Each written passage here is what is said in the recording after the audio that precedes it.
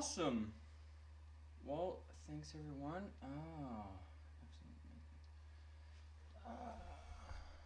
Studio. Sorry, I seem to have some issues this morning tonight.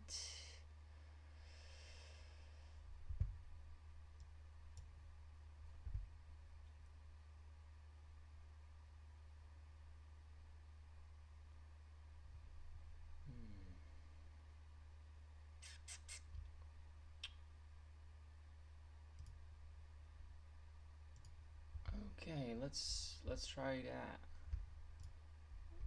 Is anyone able to get into the chat? Also, I have a little delay today from the huge delays from the broadcast and the stream.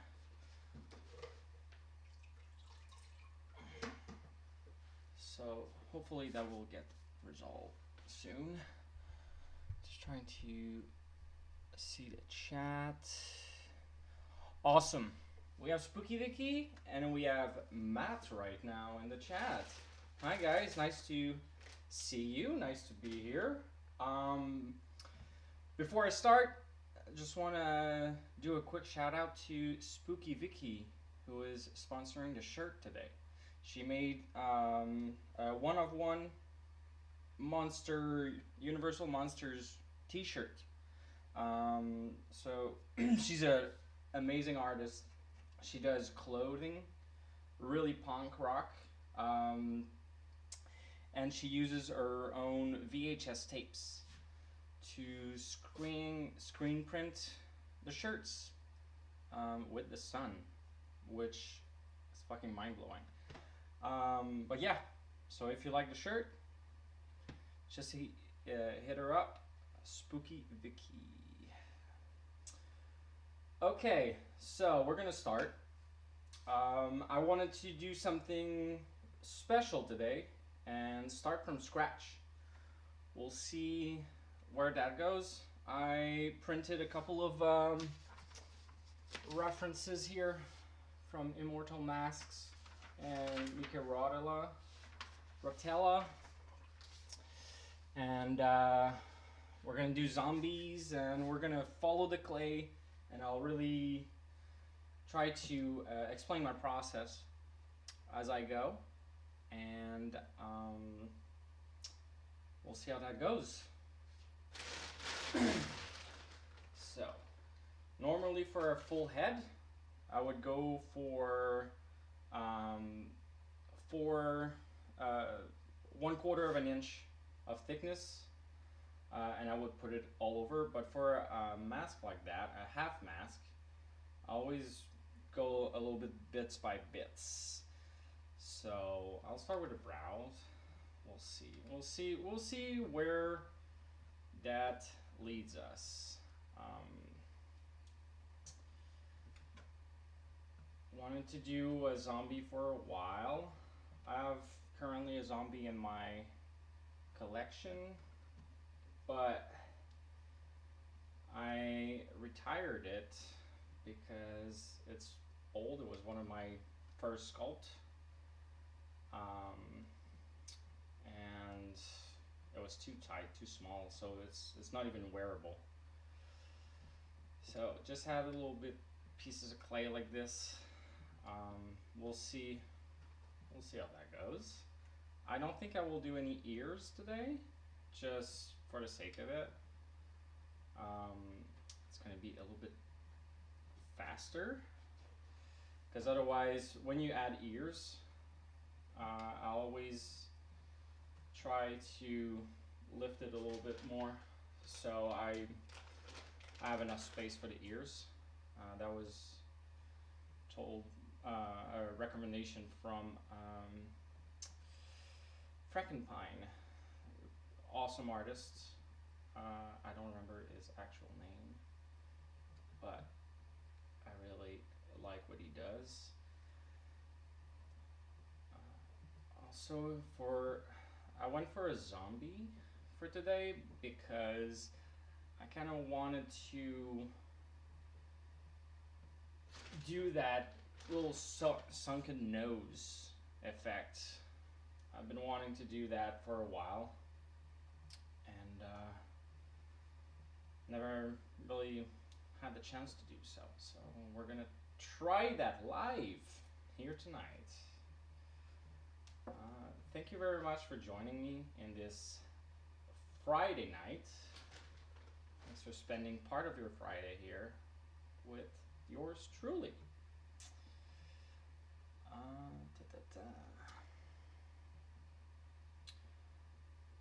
For some reason, I'm not getting the chat on my streaming thing. I don't know if the stream is okay. I have like a error message from YouTube, but let's hope that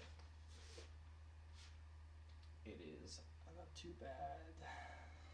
We have, I just saw that Herman is in the chat. Hi, Herman.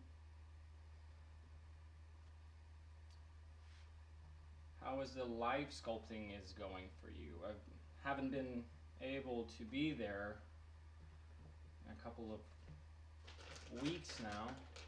Apologies for that. But I saw that Mummy sculpt. Ermin, if you were not there last week, not last week, the previous live sculpt, does incredible mugs and tumblers and tiki cups. Really great artist. I suggest you follow. He's from Handmade Curiosities. He's also the one sponsoring the cup for tonight. Once again, cup of the day.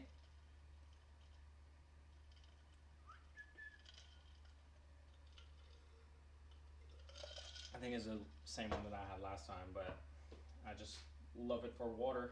It's great. Okay, so I did some. Sometimes I will start with like a skull shape and then build from that. But today, I think I'm just, it's a zombie, so I'll go with a skull shape-ish. The rule of thumb for the thickness, 1/4 inches from the armature, you should be fine. That's what I do. The latex is has a shrinkage when you cast it, so you always have to calculate that as well when you sculpt. Stream seems to be running fine. Awesome. Thank you, Herman. Listeners are going fine, thanks. Sound is getting better each one. Yeah, sound is a pain. I noticed that from the live stream that I did, the previous live stream that I did. When we were watching it, the sound was just so low, so I kind of took a cheap microphone that I had and plugged it into my computer. Hopefully that's enough for today. So I'm just gonna add a little bit of clay still, and then after we're gonna probably be able to look at the references that I have, see what I like, see what I don't want, or we can even start to follow the clay a little bit. Do we want it a little bit skeleton, like a skeleton zombie, or do we want it like a little bit more human-like? How much of rot is there? Do we add anything specific to it?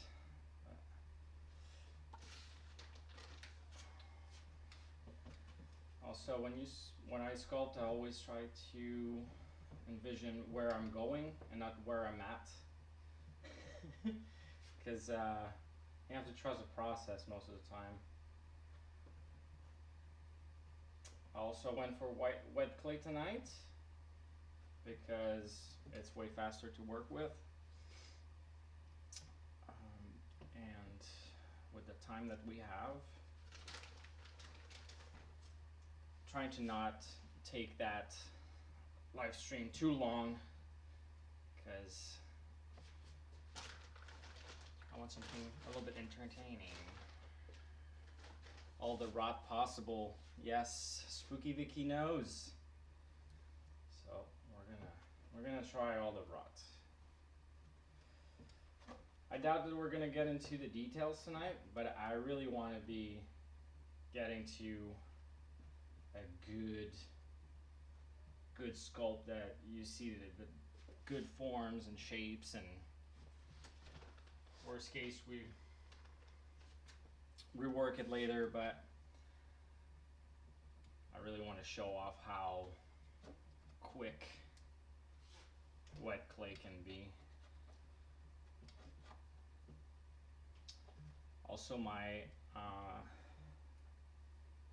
armature is really disgusting. It's crusty right now. Feels like it's in the theme for the zombie, but it's winter here in Canada, and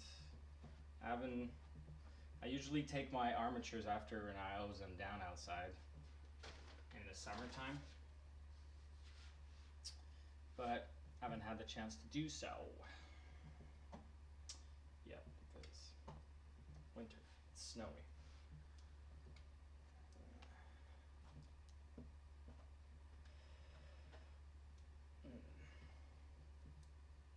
So yeah, I start to see a little bit of things happening here. I think he's got too much cheeks already for a zombie. I'm gonna remove this. Kind of want it to be mouth open.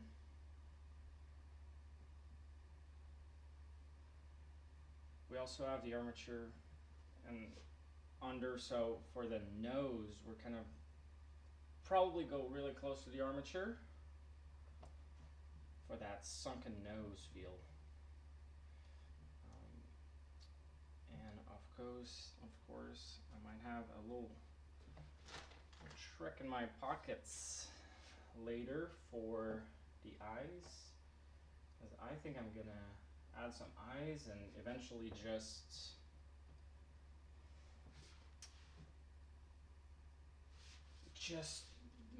do like cut the pupils out so you can see through them, but you still have eyeballs included in the mask. We'll see how that goes.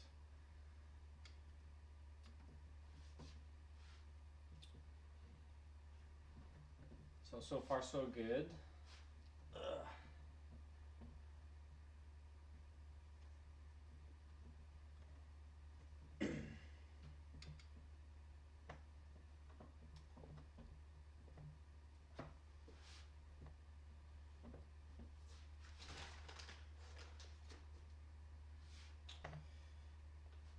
Trick that I always have in mind when I sculpt is at first, when you lay down your basic shapes and primary forms, always go as fast as you can.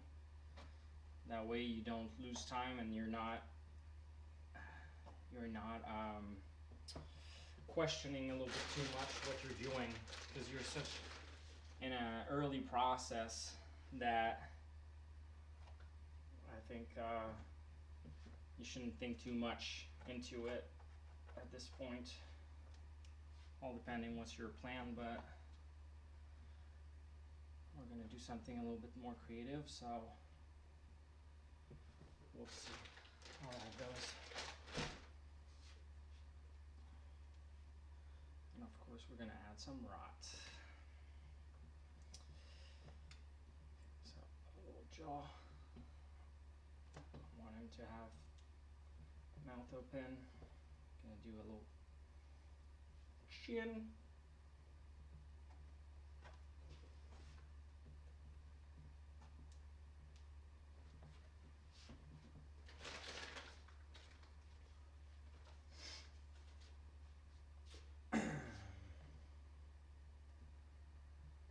thought about getting little cue cards for tonight's streaming, if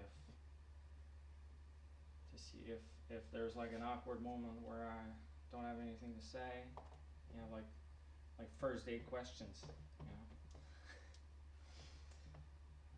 And completely forgot.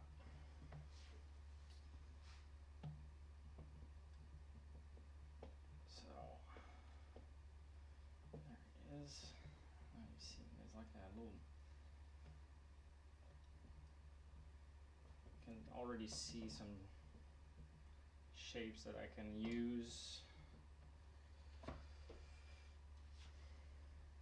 Maybe it's not gonna go anywhere too. I don't know.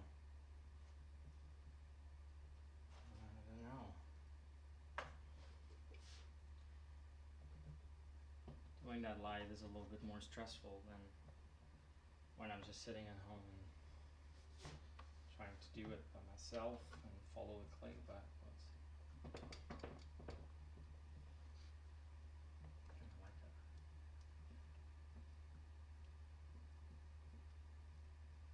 So there's a lot of anatomy that goes into a zombie, because it really follows the skull and everything.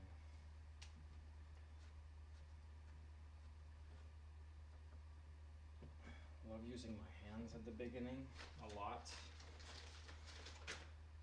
lot more than I used to. I used to dig in already, like with tools and everything, but I think the hands are really good tools to have. Okay, I just remember I need to ship out your patch. Yes, ship it. You should also send me your PayPal information so I can make a payment for those patches.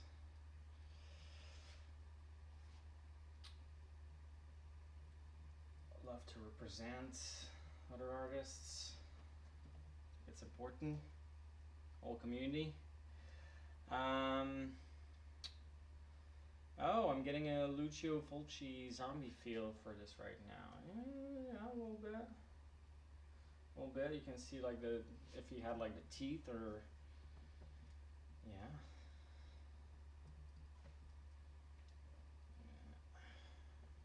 Like this.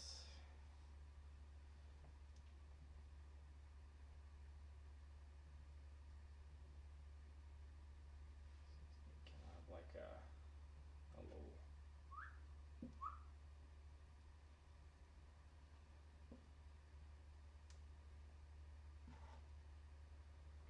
We'll see where the inspiration takes us. Do you find the nose gets in the way for you ever with this specific armature? I know a lot of people cut the nose off of the head.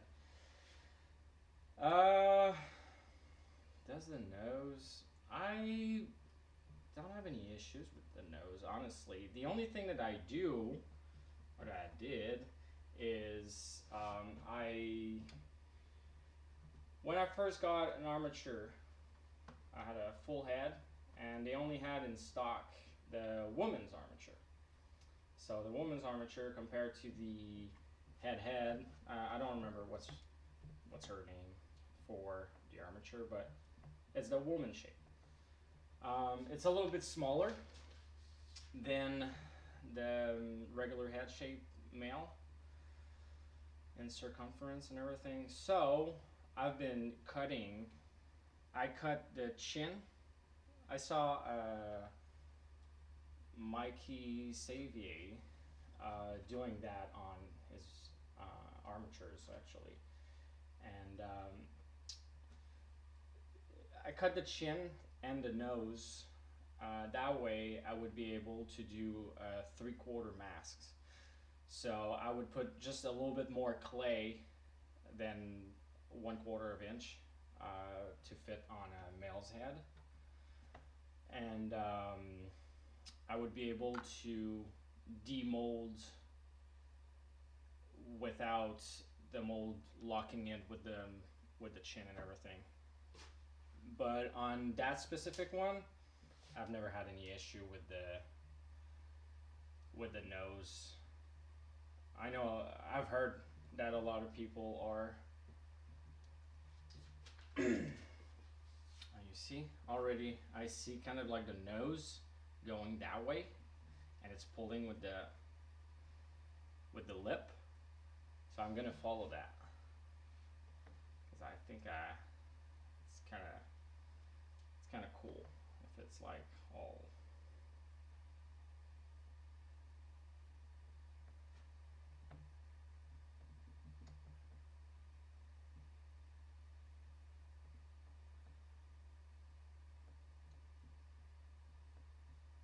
There we go.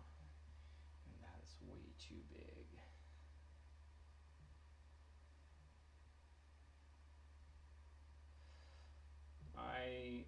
As much as I like symmetry, I really like asymmetry. There's just something odd with something that is not really matching the face. Also, my clay is still a little bit muddy, so I'm not gonna go too detaily. Yeah, I'm gonna keep it general as much as I can for now. And when it gets leathery, oh god, I love that feeling. I'm gonna go with bigger cheekbones.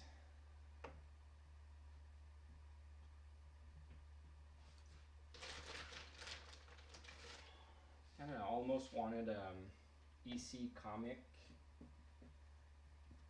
zombie feel. We'll see how that turns out.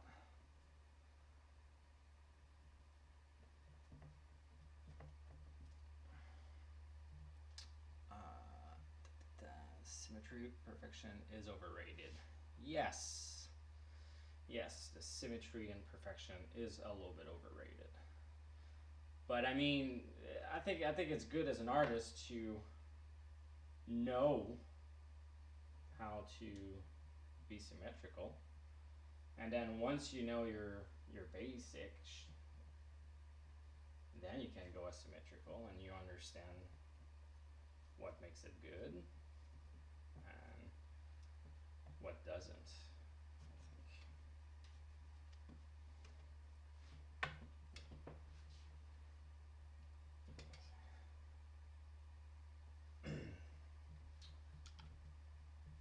But yeah, in general, symmetrical is not good. A lot of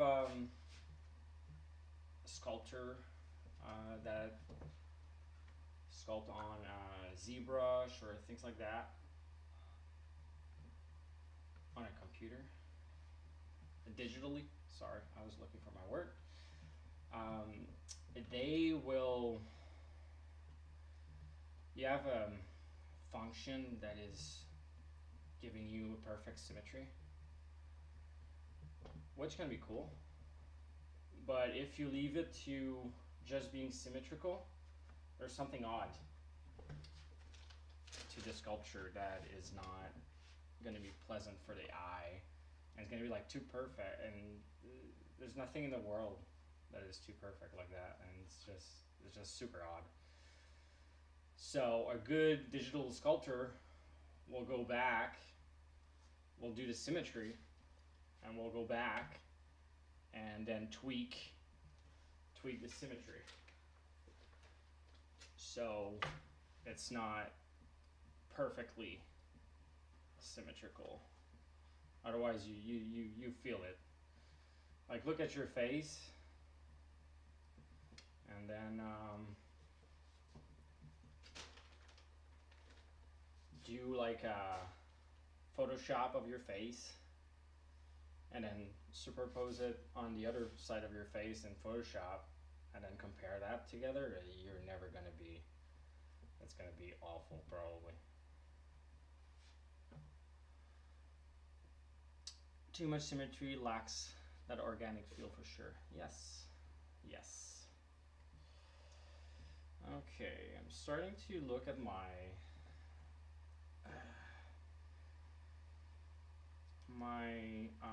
references a little bit.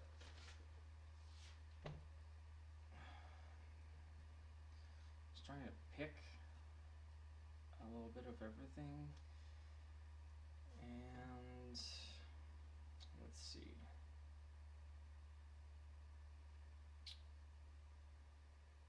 So we have the nose like this. Could be cool to have like a, almost like a, there we go. Almost like a mummy stretch.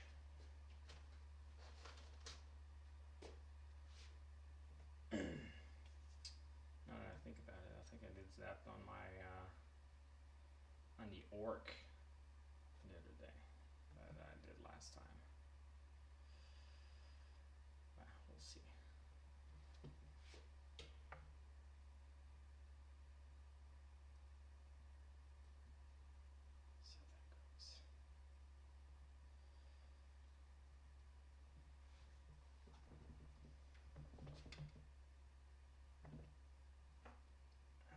It's really unsettling because sometimes you're going one way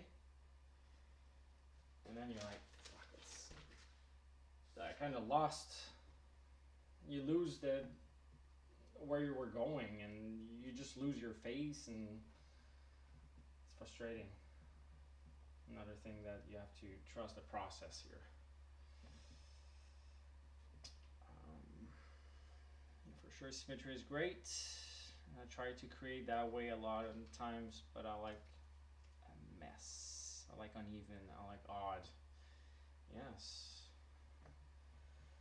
And I think it's paying off for you, man. Spooky Vicky. Really, I cannot tell you enough. Go check her out. She's a great human being as well.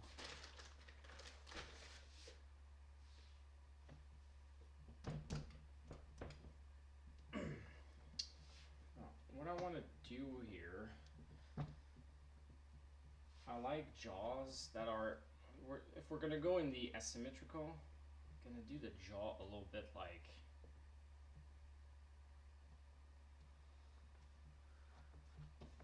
almost like if it was dislocated.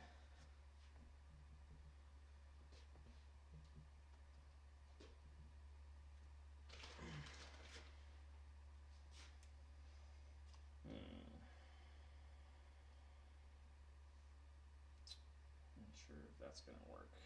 We'll see.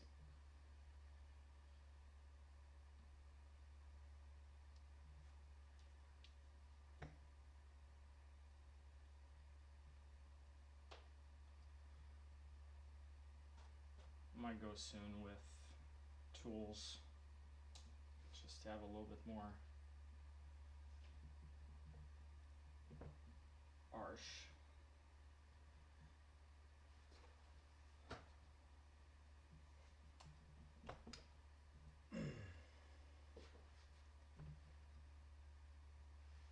I remember we said mutated as well, right?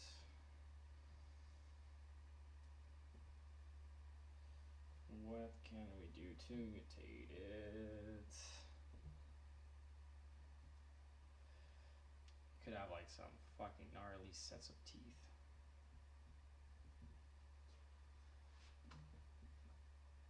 And some pustule here.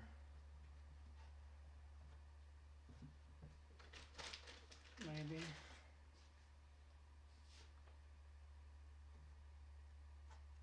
Like if it was like a overgrown thing that was just pulling him that way. The infection is gnarly.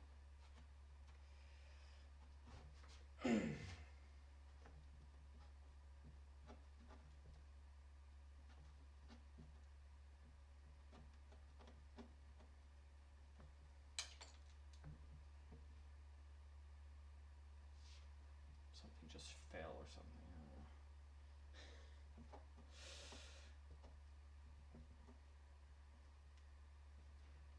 Okay, we're getting somewhere.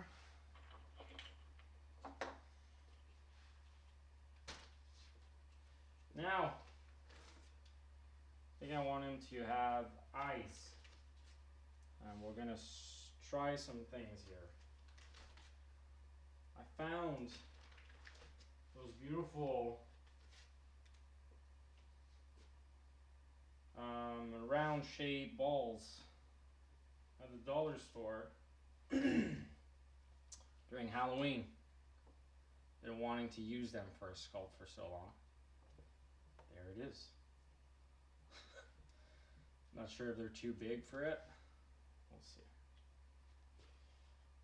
Let's see if that works.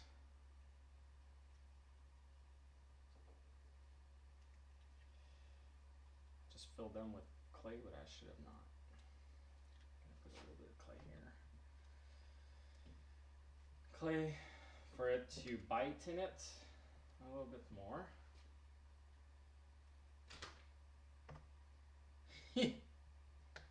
Not even sure if it's gonna fit.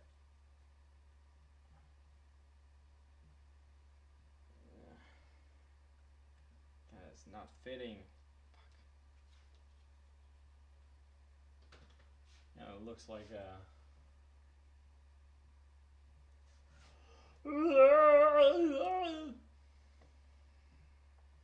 is that mutated enough? I don't think so. Okay. This is just horrible.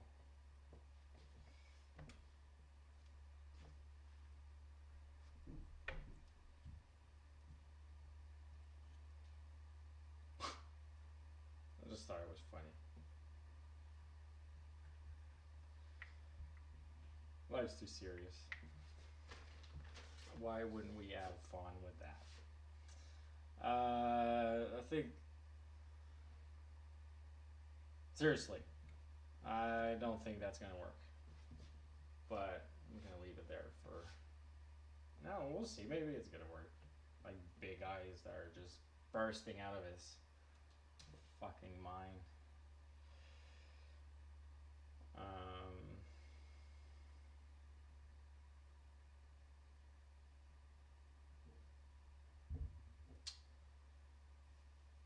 Yeah, I don't think that's gonna work.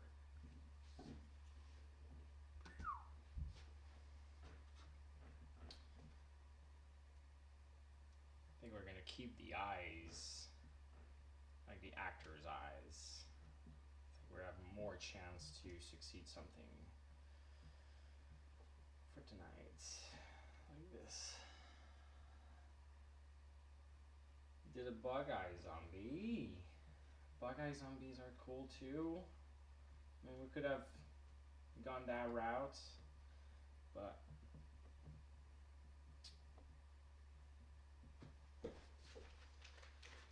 and do the little kind of the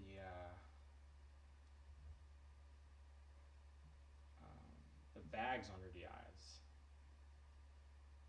I think that's gonna be. And then also for zombies, we want him to be a little bit angry. So general rule for angry, everything in 45 degrees. The 45-degree rule. Shock monster. Yes, that could have been good, but Herman from Handmade Curiosity just did a mug for a shock monster, and I thought about it. Thought about doing my version of a shock monster tonight, but I didn't want to do the same thing as Herman, so I went for regular mutated zombie. I don't know. Okay.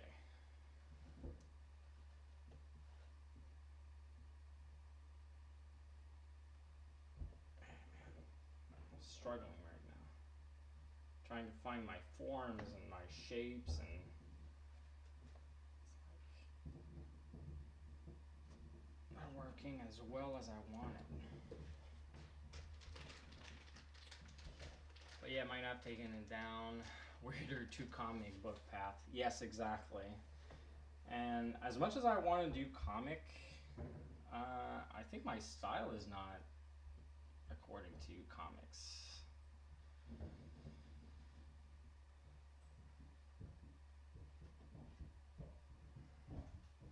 Almost looks like a mummy, like the mummy in the Mummy. We have a little visitor here, my dog, Bento. Bento steals some clay sometimes. Found him with balls of clay in his mouth, and just clay all over the floor in the kitchen. Great.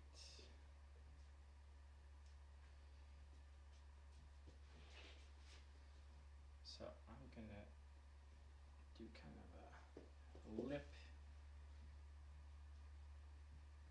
here. You have where the top lip and the bottom lip meets, right here. That the nose is going that way. I'm gonna make it a little bit more bony here. If we lift it, you see sometimes you just put like just a slight amount of clay and it kind of like pops. And you're like, ah, that's what I was waiting for.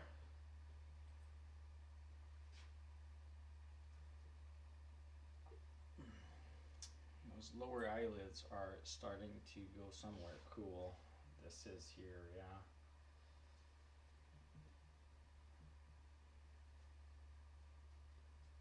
It's really like that cheekbone here that I need to work.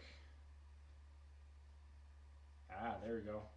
A little bit better. See, it's just following the clay.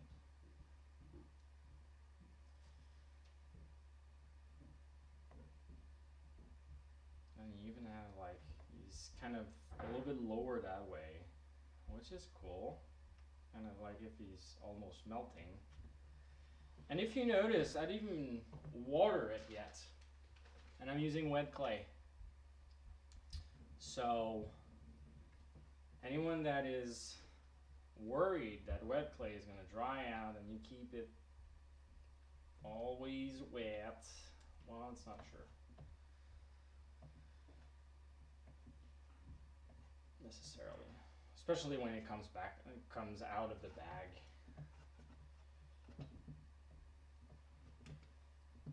It's still so muddy. Like I don't like it when it's like this. We're getting there. I kind of see it now. Does anyone else see it? I can even like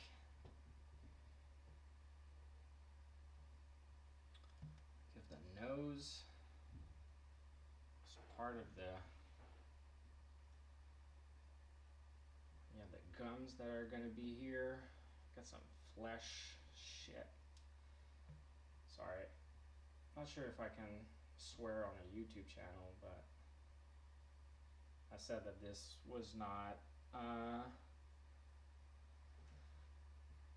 for kids, so hopefully that's gonna be enough.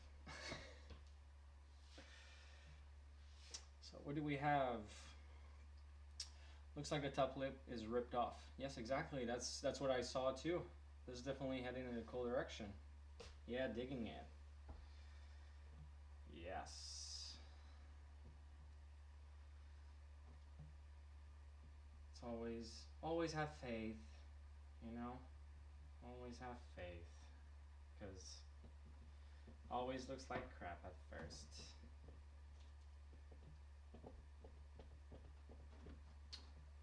Kind of nice. We're kind of like all designing that together, guys. Team effort.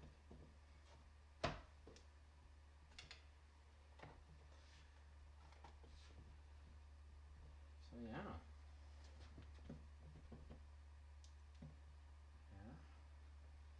So like I said earlier, if you want to make something mean, that's always a 45 degrees. Anything that has 45 degrees, mean. Let's go the other way.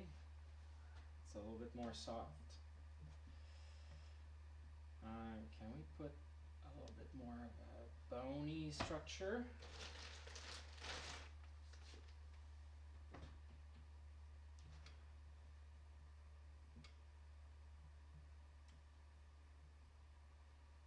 See, I like just what the clay did here.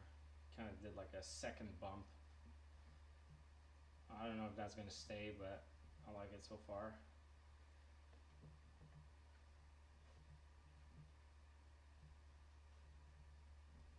So yeah.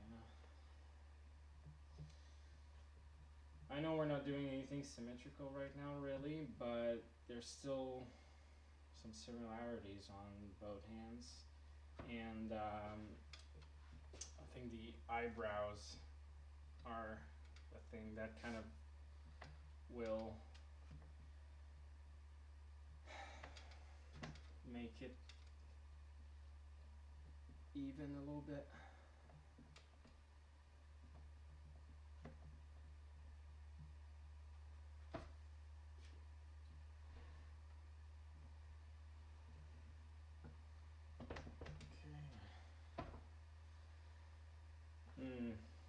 Trying to fight the urge to go with my tools yet. We're not done yet. Probably here. If we do the guns and then like a big fat lip here.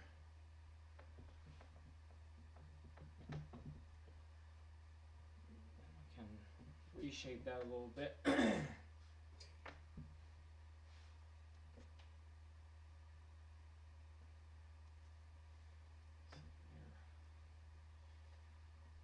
It's not because we're going all ape shit on it that we shouldn't follow the anatomy.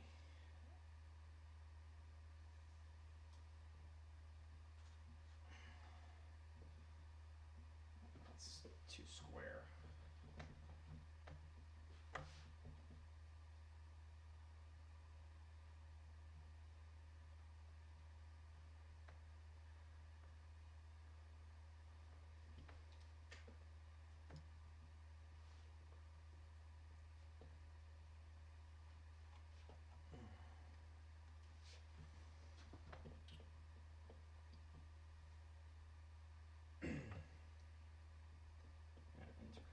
To the upper lip here that is ripped off.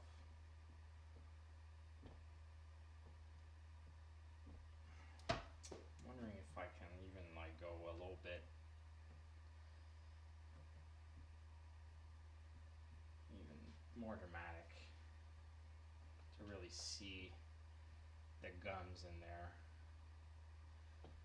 and almost have like a flap of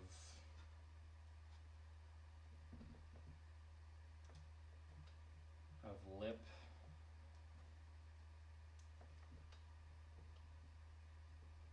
I think I might block off some teeth here.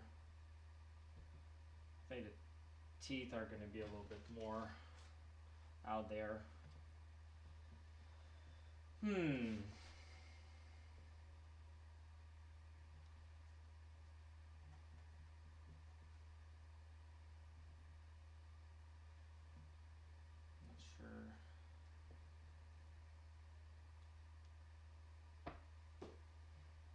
Do we want to go crazy with some gnarly?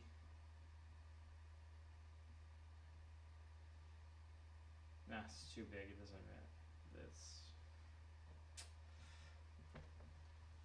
We're not crazy enough in the design to go with like really insane teeth. Like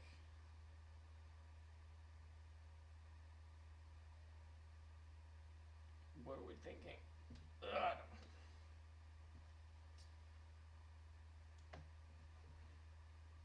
Could almost almost be like a zombie orc with that.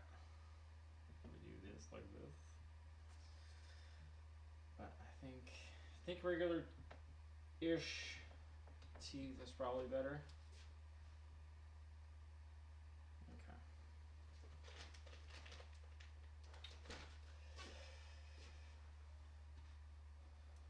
Do we see enough of the contrasts? Is that okay? Is that better? So I changed my setup a little bit of my cameras. My dad watched the last live, and he was like, "We don't see your face enough." So there it is, Dad. You can see my face now.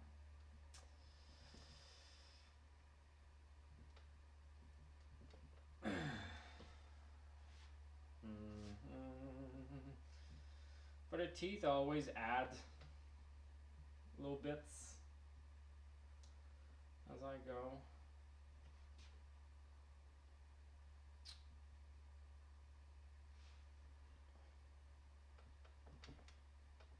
Like,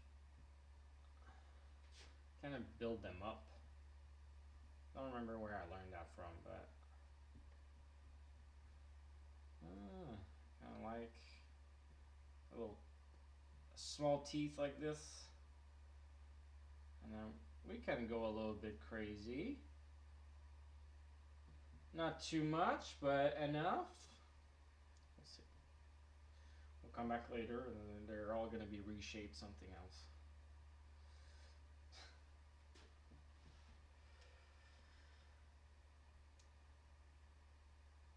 Ooh, what about a teeth here? A tooth here? Like this. And then you have another teeth here. And then you have a tooth here. Does that make sense? Not really, but we'll see. Maybe it will eventually make sense. See, it's all try and error. You just try stuff, and then honestly, when I'm gonna go with the tool is gonna make sense a little bit more, but they're a little bit all over the place right now.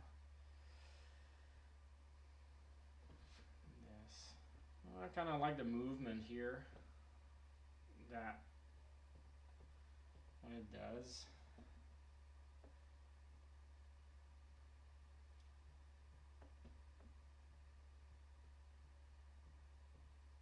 Oh yeah, there we go.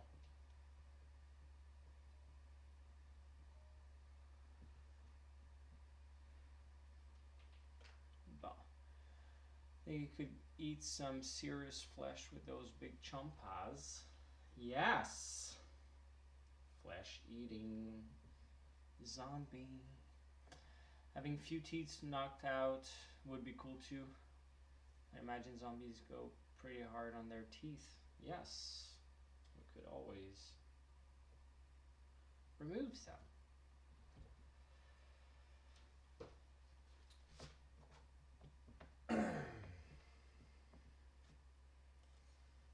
Yeah, I kind of like that movement, but it's not low enough here.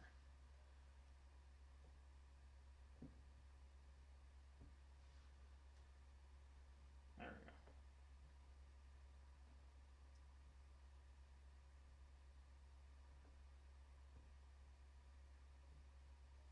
There we go.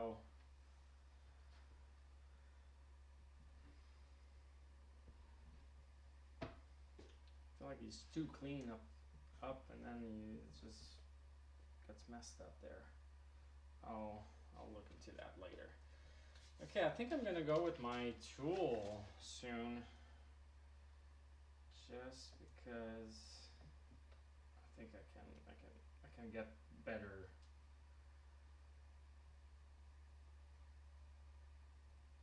angles with it. That would be nice. Like add some drool here when painted. Okay, so I'm gonna go with my saw blade.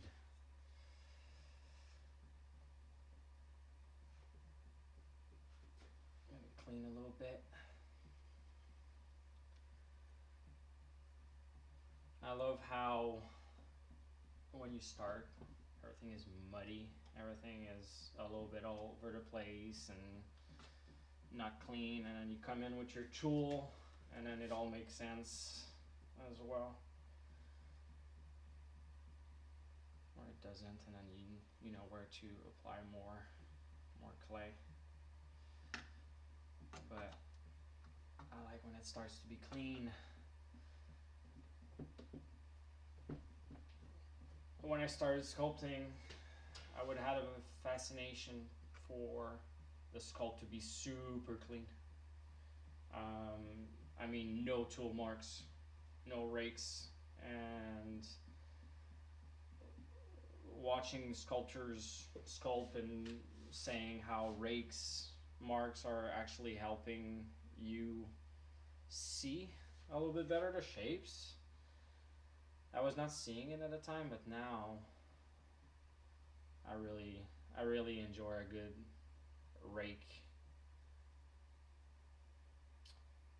mark on my sculpt. See now,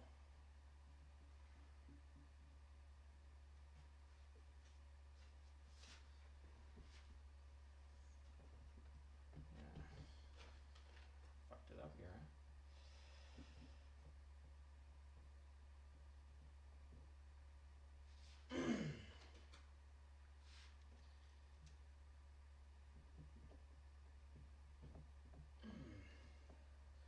I'm just reshaping the jaw to match a little bit more on the other side.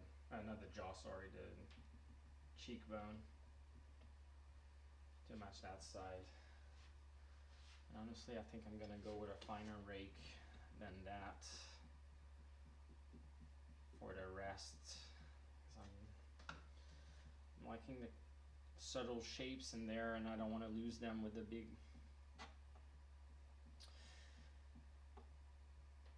one. There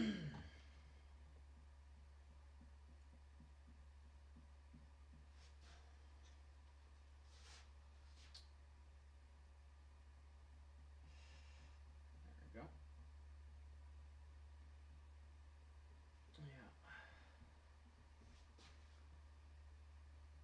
I like how the skin here, it's kind of like hanging. Maybe we can make it hang a little bit more.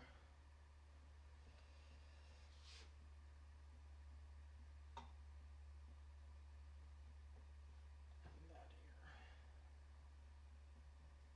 here. You can even do like almost like a cauliflower lip if you want. You know, like those cauliflower ears. But in the lip instead. I don't know if it's a thing, but we can see how that goes later.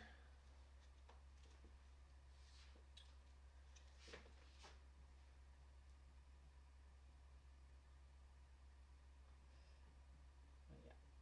Here the nose. I think I want to shape that a little bit more.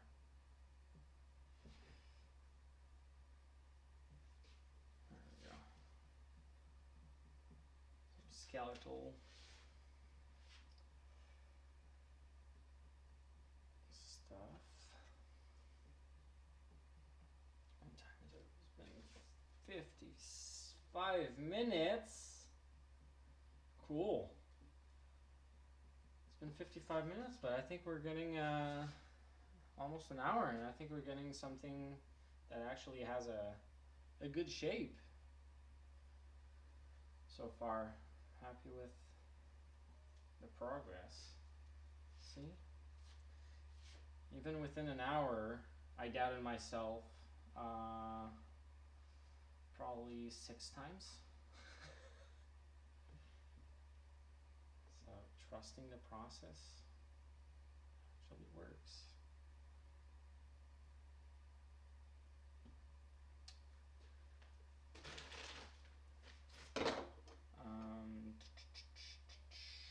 I think I'm gonna change rake, and I'm just gonna go, yeah, because I want to get in that, but not changing the entire shape of it.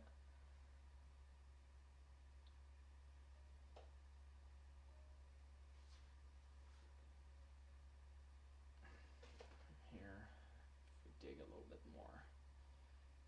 Is that the armature? I'm not sure. I'm touching something, but I'm not sure if it's the armature or just dry clay. Ah, that is the armature. Okay. But honestly, I think we're good.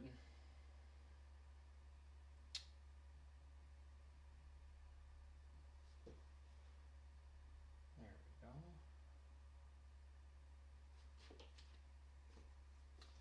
I put back my clay. That has been really fascinating to watch.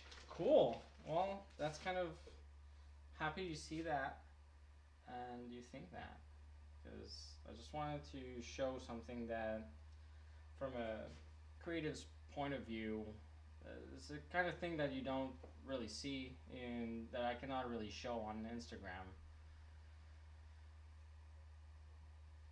And hopefully I inspire someone to trust themselves and trust the process, and to see how a creative mind, open mind to creativity, can help.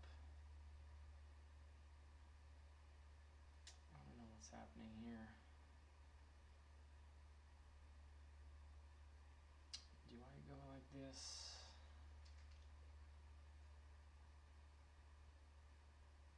Yeah, I'm gonna go here and just do a little,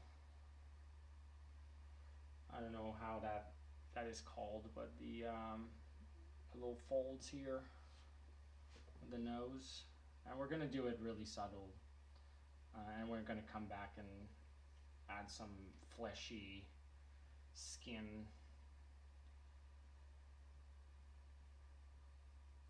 It's gonna give it character a little bit more, I think.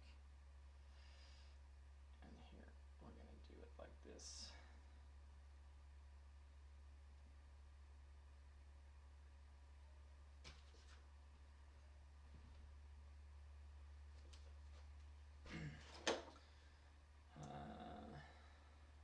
It's really a character, man. It's getting there. It's getting there. You see, now I'm at the part where, I'm another part where I don't know where I'm going. I don't know if that's gonna work out.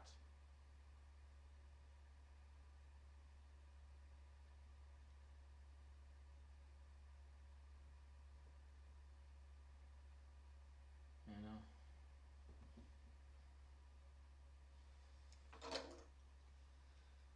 And then when you're not sure, just go to somewhere else, and you can come back later. That's gonna help. I personally love the look of gums. I think gums are really cool. They're fascinating because they have all little intricates, not intricates, but they have shapes like the under teeth, and I think it's really cool to exploit that. And then you even have around the teeth like this for the gums.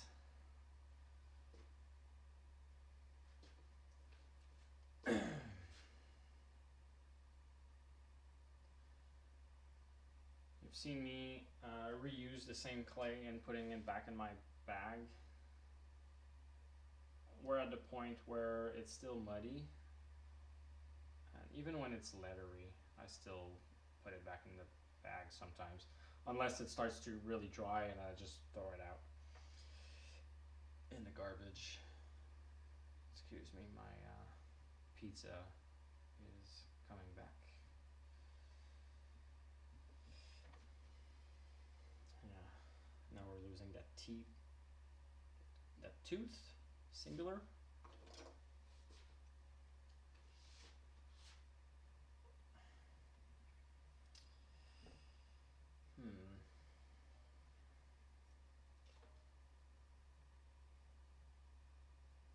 One thing that I hate doing, or that I hate, that I struggle at, noses. Noses are hard for me. They are full of little shapes that you really don't think of when you look at a nose. But I don't know if other sculptors here that love when they meet new people, or even when someone is talking to you, anyone. I just observe the face. I'm like, I probably look like a creep or something, but I love seeing little shapes and trying to understand the facial anatomy of someone. And it's kind of crazy how we all have a mouth, nose, eyes. Well, we all, to exception, but in general. And then we kind of all, we don't really look the same. We are all different, except for double gangers, but whatever. At some point, there's just so many faces that you can have, I guess.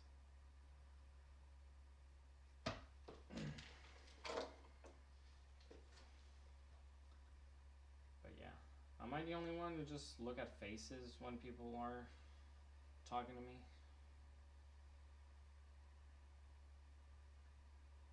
Comment in the chat.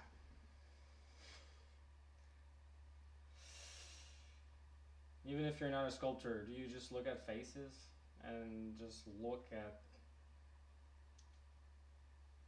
what makes a nose, or what makes that person nose his nose, or her nose, its nose, they nose?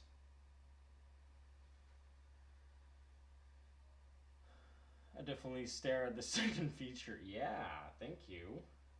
Okay, I'm not, thank you for confirming that I'm not a creep. Ooh. Tongue. See, that's what I like to see. A little creepy tongue. Yeah. The individuality of them all. Yes. Every person is unique. It's fascinating. Fascinating.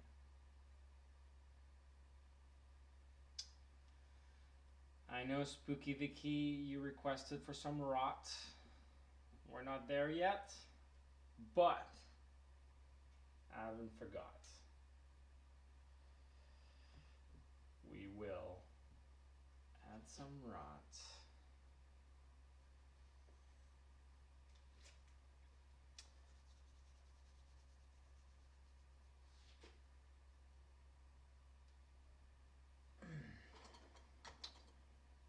I'll get my trusty wood thing here, and then reshape a little bit of that tongue. You see there's like a fold here. I don't know if you you can see it in the camera.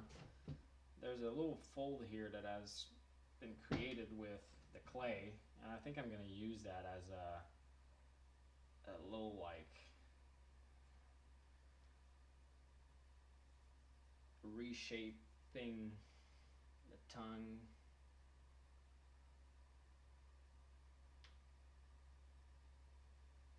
Just to make it a little wiggly, wavy. I'm not sure.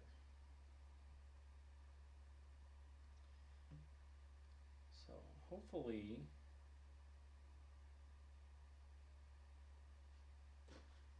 you are learning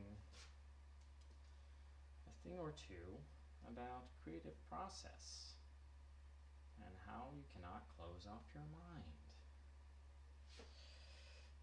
And always try to observe what's around you and how can you use that to incorporate in your creative outlets.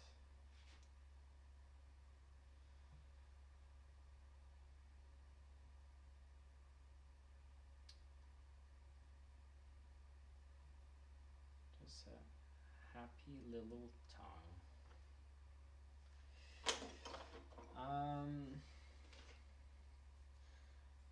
I have a huge nose, so I usually spend the most time there.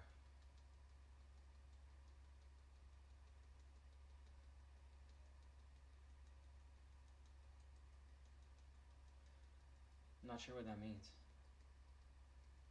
but I don't know. Is it the armature or yourself having big nose? I like big nose. I think they're great. Also, where lips meets the face is super odd. Super hard to sculpt that well and have it look normal. I've seen a few sculptors really nail that, and it's almost super impressive. Where the lips meet the face. Yes. You mean right here, like the edges, right? Yeah. I know that. I think I learned how to do lips from Jordu Shell. There's like, he puts a little ball of clay and do an extra border with it. I'll show it real quick. I don't think that character can have it, I think. And then you will just add that like this. And then here you just whoop.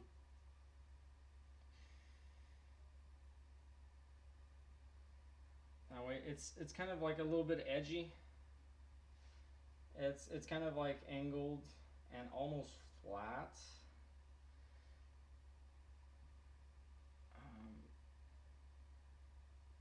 And then here you can even like just go with the water.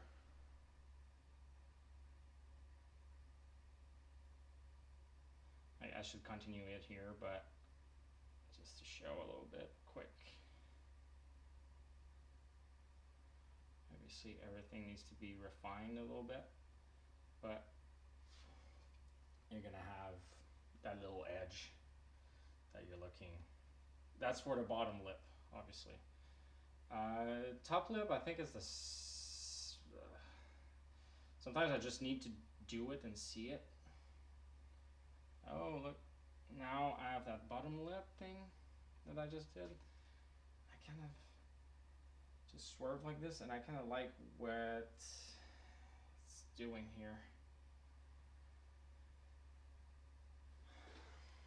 Almost like if the lip was splitting. How much is too much?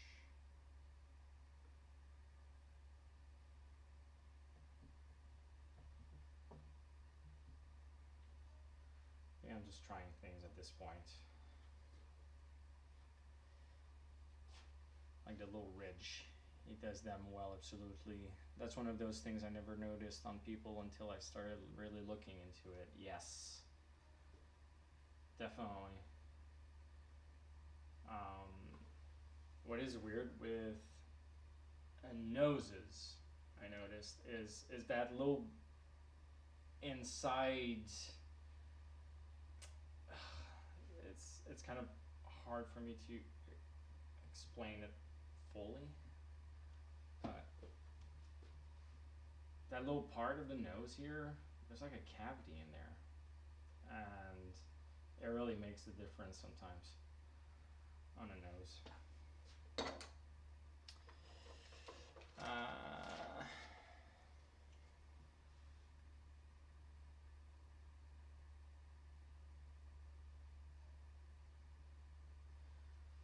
We should do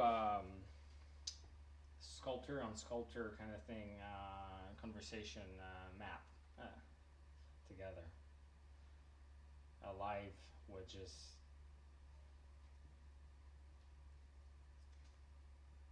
talk about sculpting things.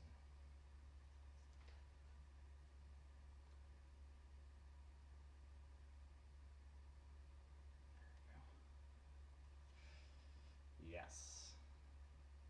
I want that to be a little bit more squared, but round at the same time. Does that make any sense?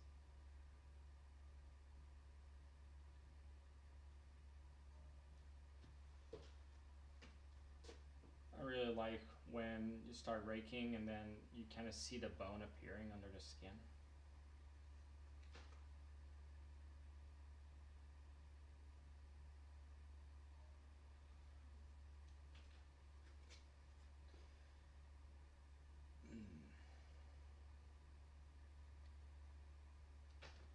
I think we can go for another 30, 45 minutes. I think we're gonna be at a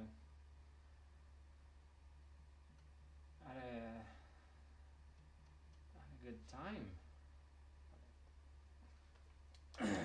Also at a good point in the sculpt. Feel myself a little slowing down. I want to make the little skin here because I have the nose, which is like the inside of the bone. I also have cartilage in there, but I don't know if a zombie would actually still have the cartilage. Does that rot? Does that stay there?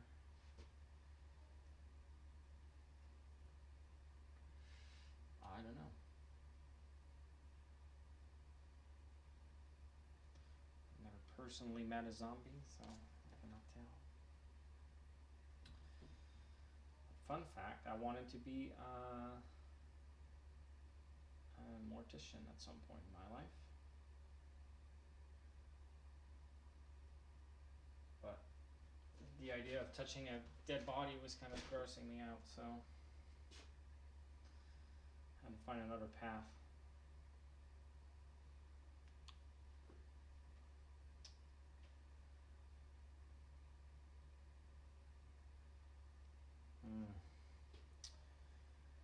What is happening with that nose?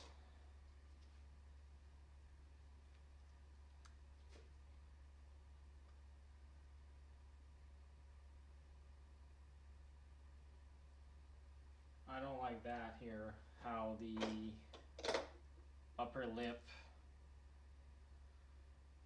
is, it's like too clean, too high. There's no space here.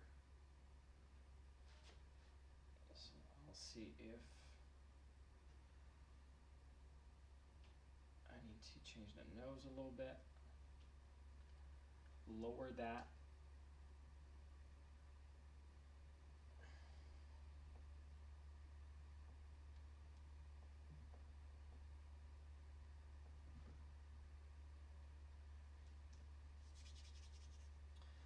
I think that, because I think the mouth is like too big. It's like too wide.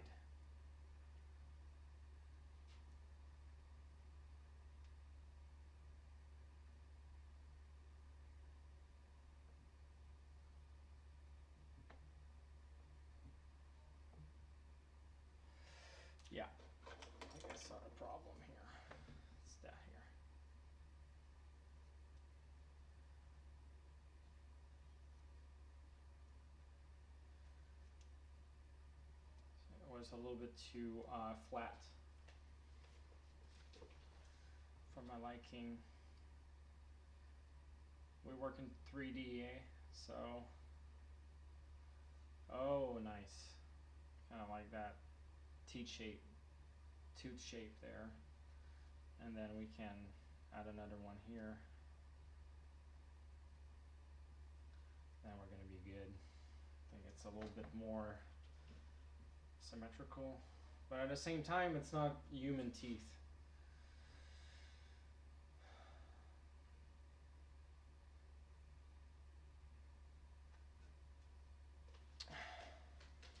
Gram Filtrum also lends a lot of person's character to their face. Filtrum also lends a lot of a person's character to their face. Yeah.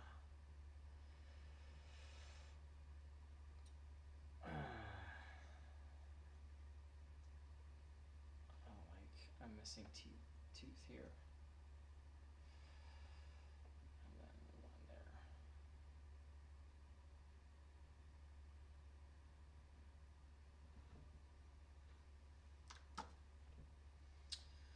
Thanks again for spending your Friday evening with me. Really appreciate it.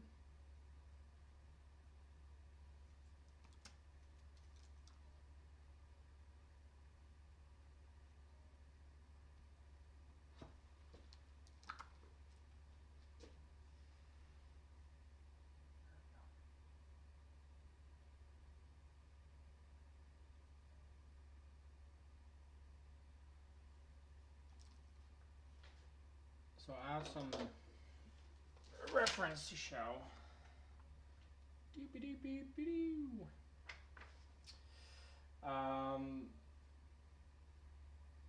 So yeah, I'm kind of like going with a little bit of everything here. There's a lot of texture in those that I like.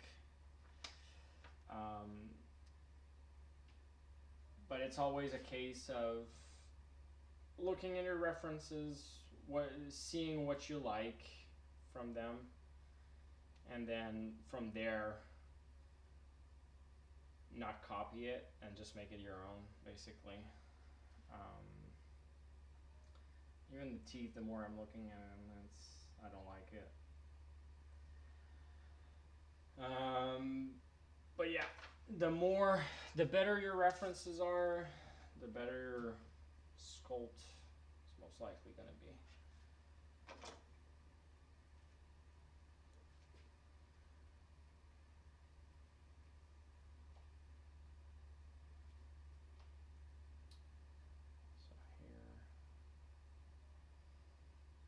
So here, what if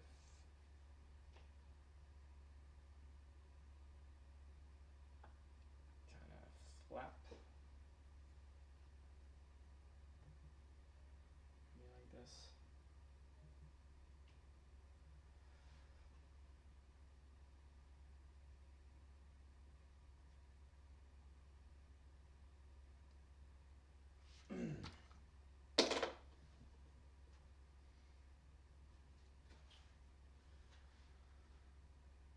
Kind of lost a little bit with the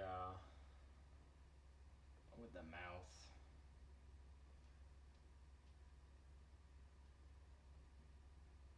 You know what that means? Time to go somewhere else in the sculpt. We'll come back later. So let's go with the eyes now.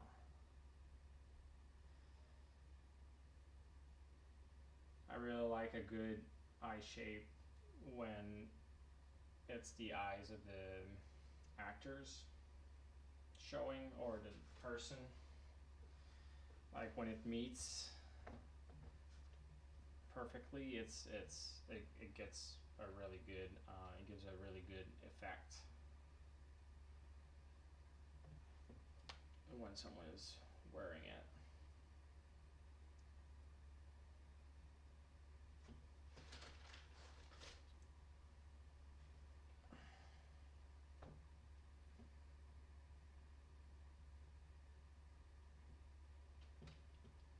Do that little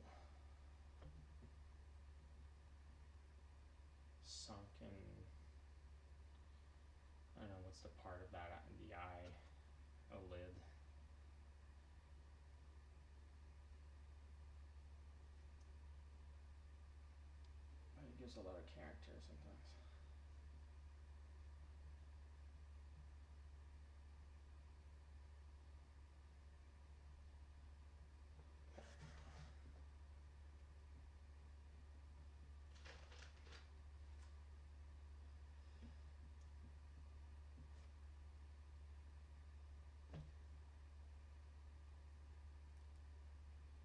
And I really wanted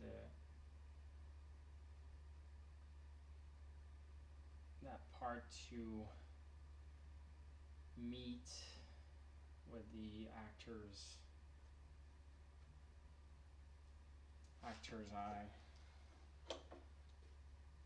or the person that will wear it. I say actor, but it's whoever is wearing it.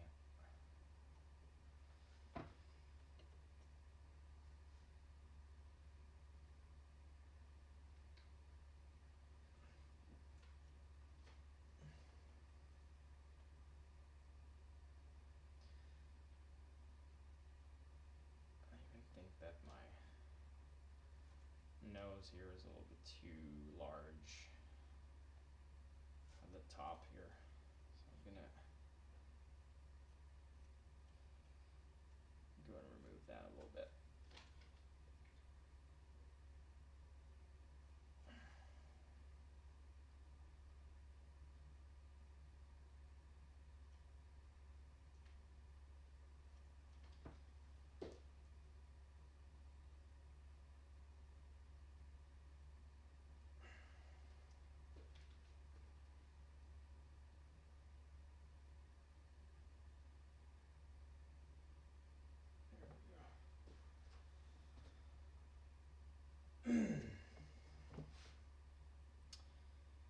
So if you're in the chat, let me know where you're from.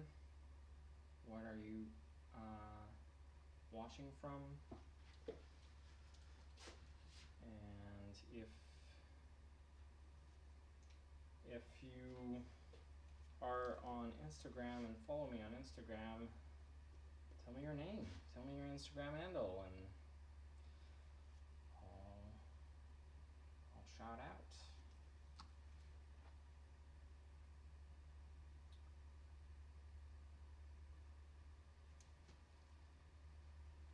Kind of like at the point of the sculpt where I can feel myself slowing down, getting tired.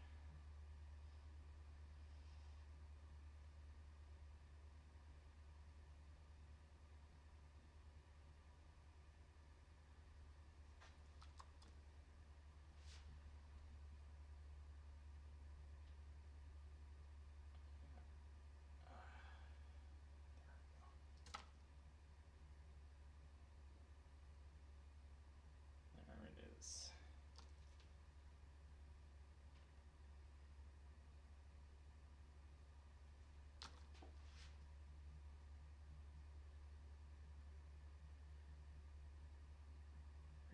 Great. Kind of like what it does here. We can use that later when we start detailing a little bit more and make it a little bit rotting a little bit more.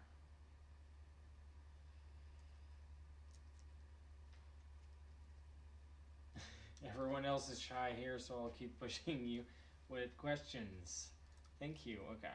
So, have you ever been really happy with a sculpture in clay and dislike it once you get it in latex?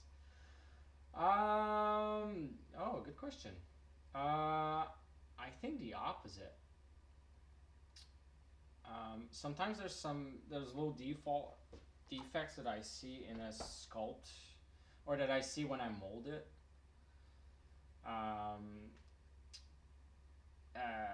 And then once you cast it in latex, it kind of comes out really well. Because I think the latex kind of wash out a little bit of default, like the issue that you could have with a sculpt sometimes. Yeah, but now that I think of other than like molds that are getting a little bit rugged and loses its detail, and then you're like, now I need to make a master, because I don't make a master of my molds right from the beginning, because I just molded it and I don't feel like molding it again, or creating the master and then molding again, which I should, because I've got some molds right now that are a little bit rough, and every time I cast I have to spend a couple hours just trying to patch and repair.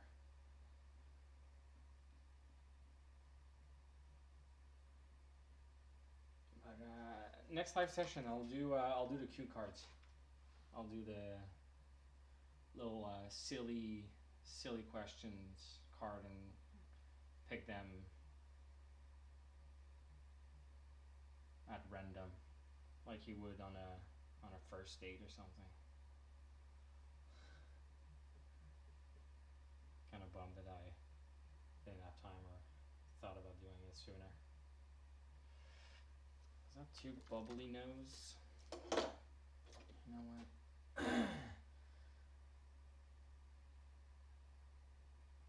Nose has a little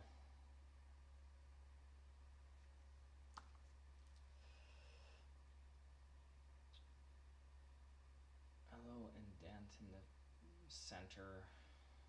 Sometimes you can see it. Well, I think that's already too fine details for now.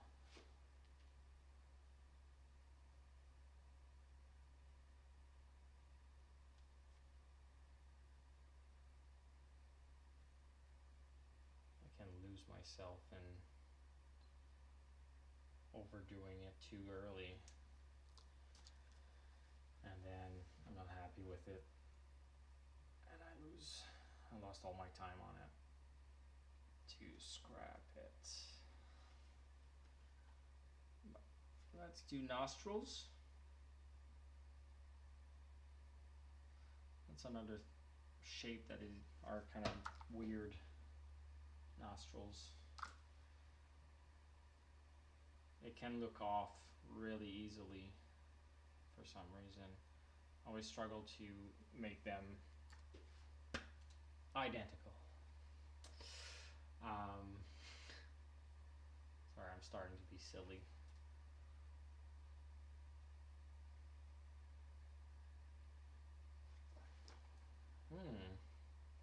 Cool.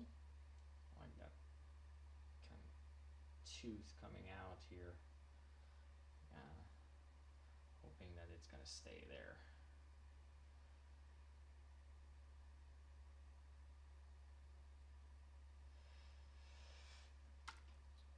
I don't know if my teeth are a little bit too big. I should make them a little more human-y. Ever try pulling a monster clay cast out of a mold? I have not, but it's because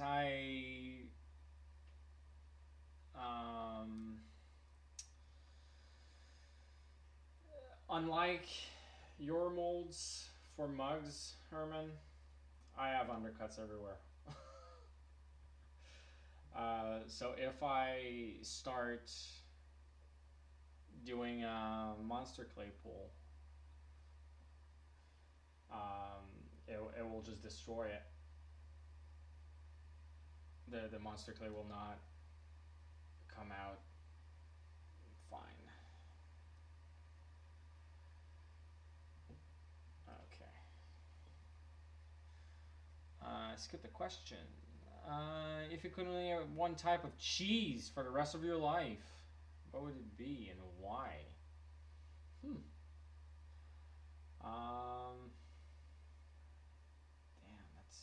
that's hard. I love cheese. I will definitely not say American cheese. but probably like a good soft cheese that tastes like something. Um, in Quebec, we have a lot of good cheeses that are made here, and I don't know if they are available elsewhere if we export them, but we have one that is called Saint André. It's like a soft cheese with, it's good with on bread, a baguette, French baguette. It is really good. So I would say probably that one. I don't remember what type of cheese it is, but I know that it's a soft cheese.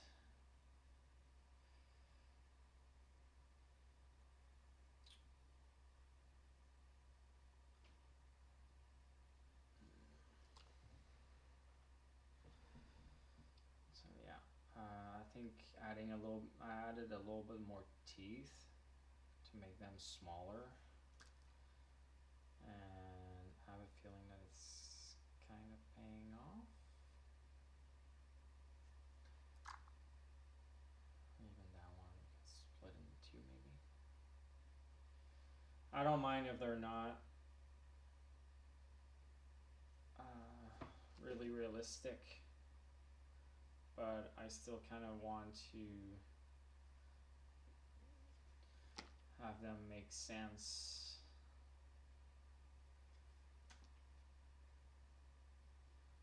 With the character, which they don't if they're too big.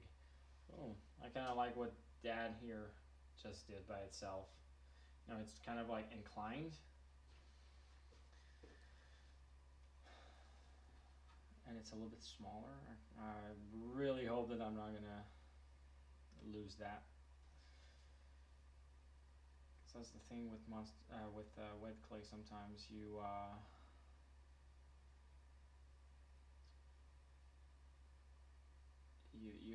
you'll sculpt something, and then if you come in with a sponge too harshly, and it just softens in a little bit too much. But I mean, I sculpted it, so I can resculpt it. A worst case scenario. Here, like where that is going now. Then I'm gonna make. I like to make little areas here that are a little bit deeper. I usually cut them from behind. So the person wearing it can actually breathe in the mask properly, don't suffocate. And it's also easy to cut from the inside. I do that for the ears as well instead of from the outside, because that way you don't really see the cut. Obviously, I'm talking about when once it's casted in latex.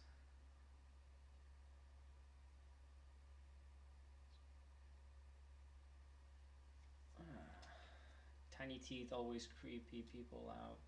Yeah, it creeps people out, of course. I like big teeth, but I will agree with you for that one. Like some kind of baby teeth, or which baby teeth are quite creepy. I don't know if anyone saw or seen the skull of a kid. Kind of like where these ones are. A little bit too close to each other, kind of fits with the one on top. It's kind of like, if they were all fighting for the same spot. Yeah, baby teeth are creepy. If you look at the skull of a kid, and I think until they all have their adult teeth, they will have their adult teeth under in the skull already, which makes sense when you think about it. But it's kind of a Google it if you haven't seen that yet. Google it. It's creepy.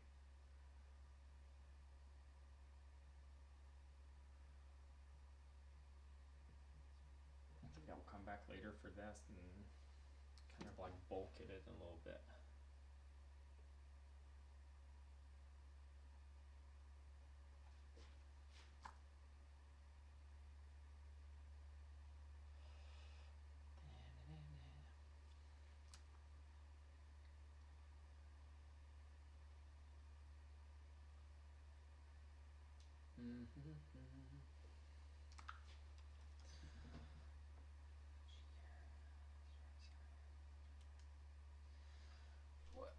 Okay, I like the bulge on the cheek area on his right side, right the outside of the teeth.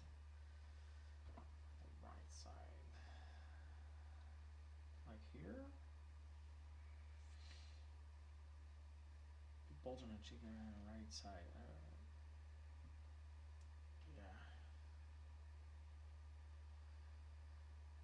Yeah, I think we're better here with the lip. Lowered it a little bit with the small teeth. We're more on track. But at the same time, I kind of don't want him to have lips. Like I don't know if he does need lips, or if it's just like a dried feel.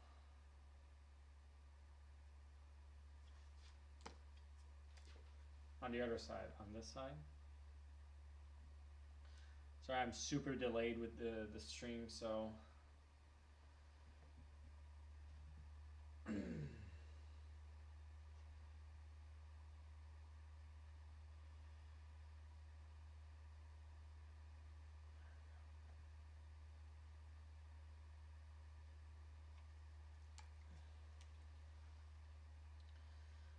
I'm gonna go do the same thing on the bottom. Yeah, okay. We understand each other, Matt. We understand each other.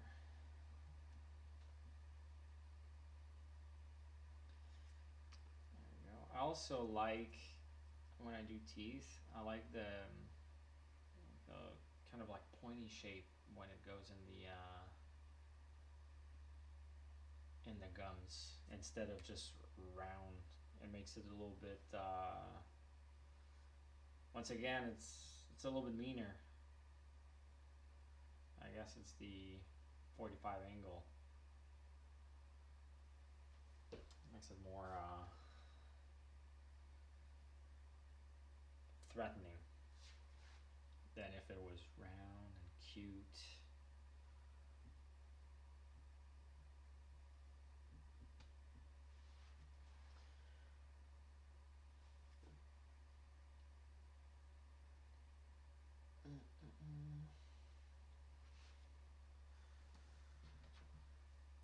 Even these are a little bit big.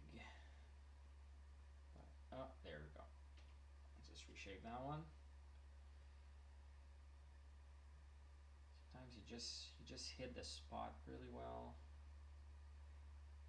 without even making any effort.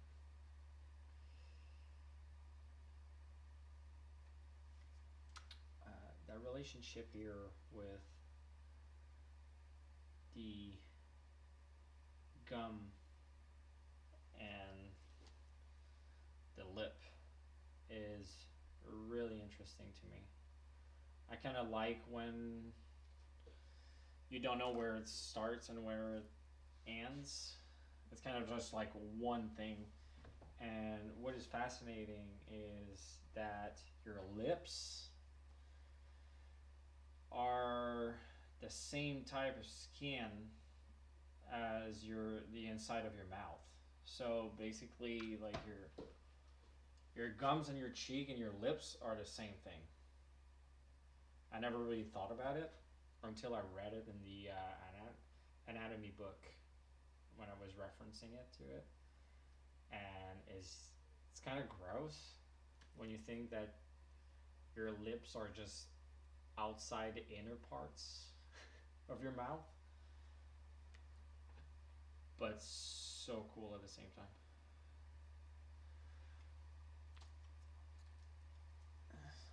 Always looked like his skin is so tight on his face that you can see the shape of his teeth through his cheek. Oh yeah.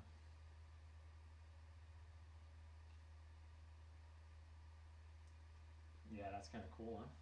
You can do a little bit more even.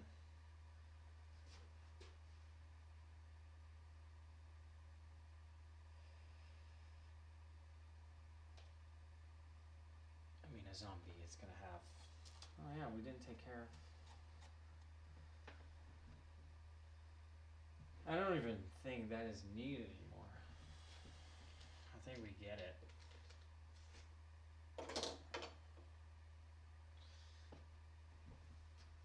And it's kind of like so subtle that it doesn't.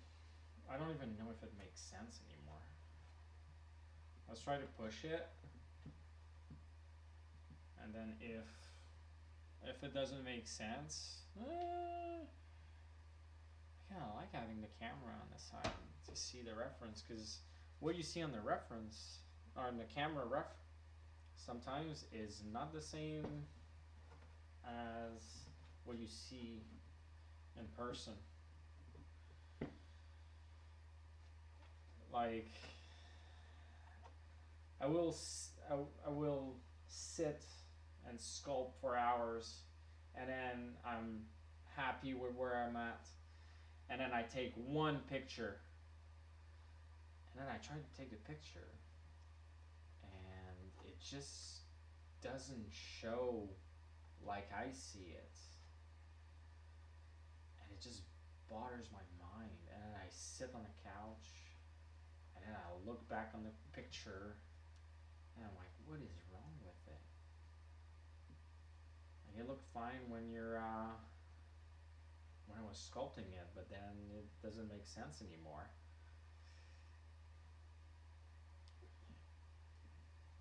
But sometimes I used to, in those cases, I used to just go meditate. We got that Shakti mat, the spiky thing. Um, like from India, and I would meditate on it, and then instead of trying to think about nothing, I will just let the ideas come to me, and sometimes it's really helpful. Your subconscious know the answer. You just have to allow it to get out and escape in the world.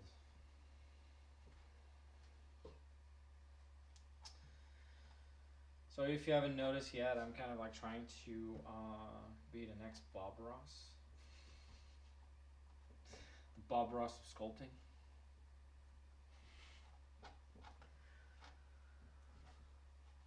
I'm just kidding. No one can replace Bob Ross.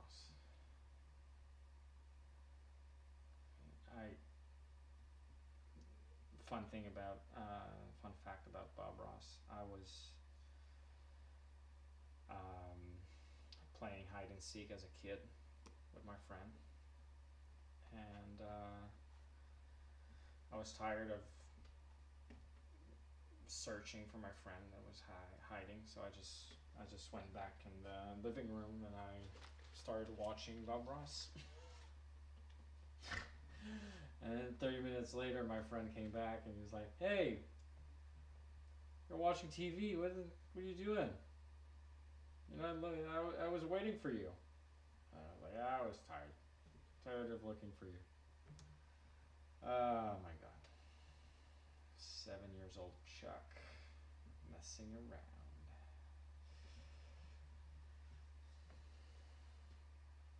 Do we have other questions? Yeah, that are working now. Gnarly looking. So yeah. I don't know. It's not sure about it yet. Can we see the skull turn to your left?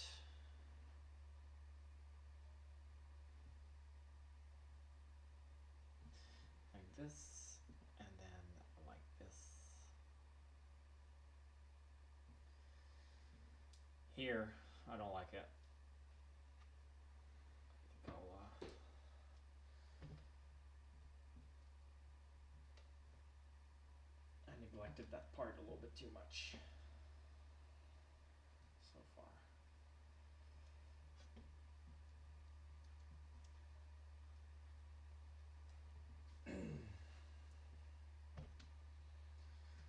I struggle with my right and left.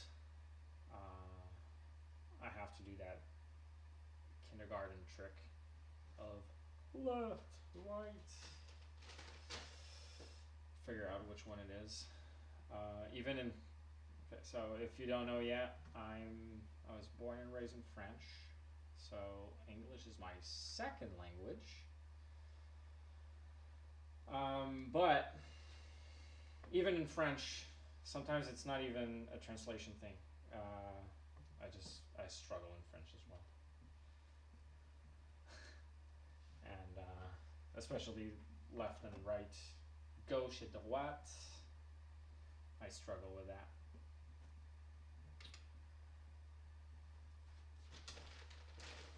You know what? I just did something here, and I kind of like that angle.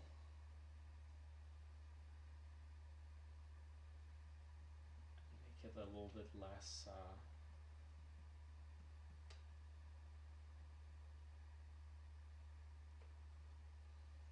A little bit more bulky in the forehead.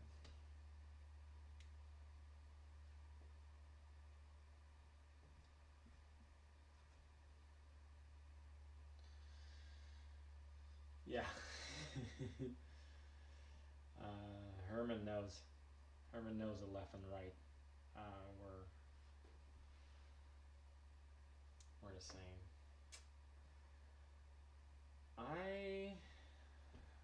It's funny because as sculptors, we always have our go-to features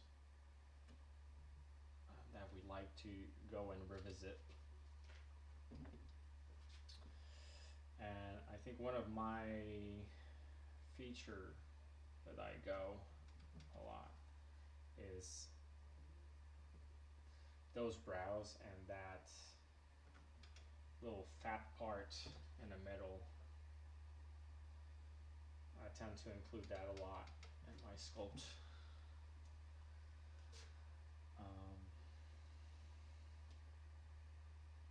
I'll try to soften it for this one, but still have the eyebrows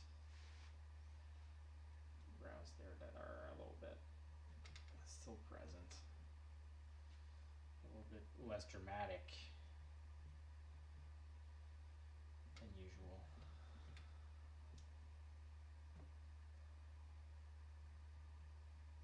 I've been at it for 2 hours. So for anyone who's joining in just now or whatever, I don't know who's been with us since the beginning, who has joined us, but we started from nothing, and here we are.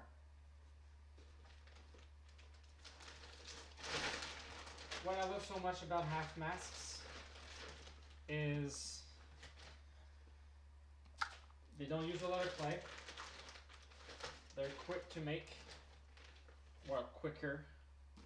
I mean, I think we're getting to a pretty good design for a 2-hour sculpt so far.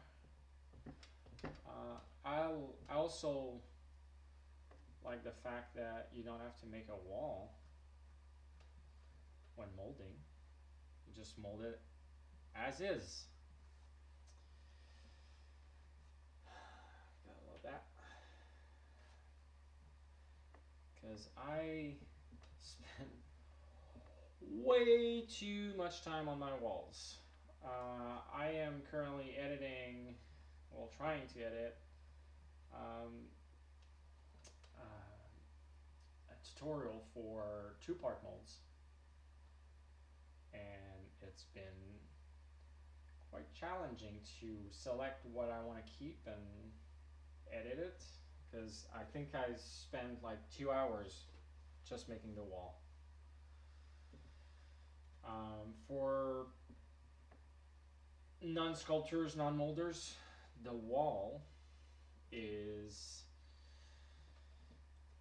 when you have a full head sculpted, you need to make it generally in 2 parts, so your mold doesn't get locked on the armature. And to do so, you'll need to do some kind of wall like this, a separation wall, and that separation wall can take a lot of time to make for me.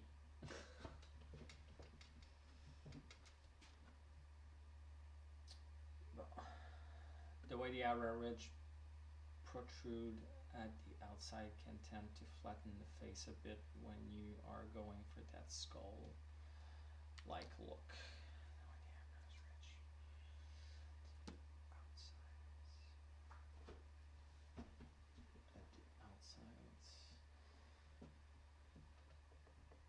Are you saying it flattens it right now?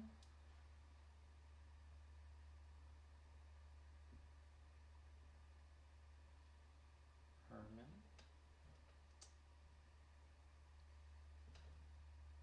I love how Herman is always giving me the exactly what I need to hear.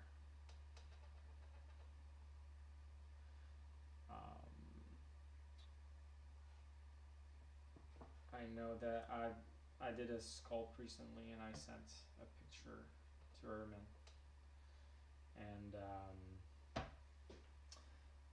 he came back with great notes and things that I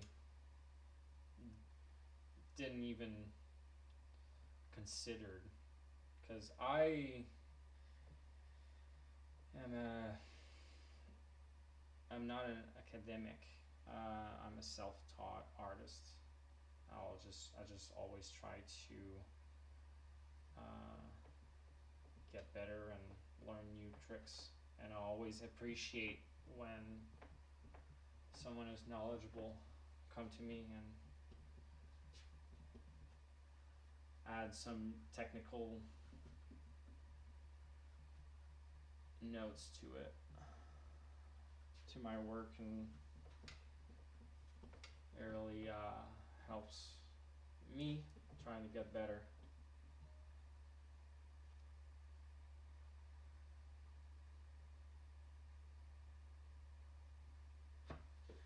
See here, we kind of like lose the lost a little bit the nose ridge. I need to resculpt a little bit.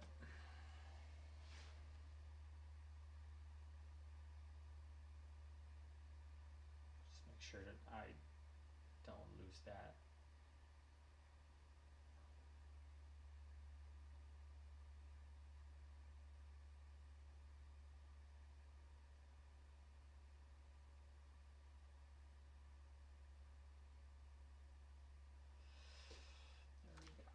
There you go.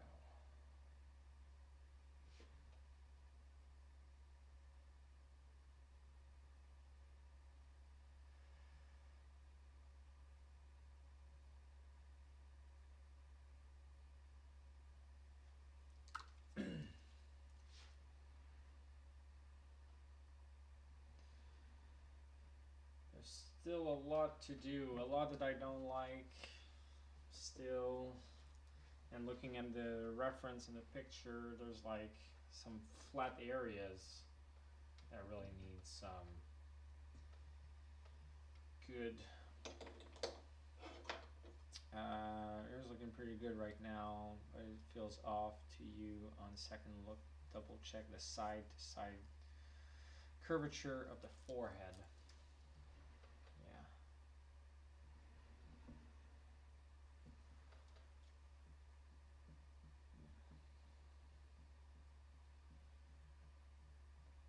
I see what you mean now. See, it's little things like that. Yes.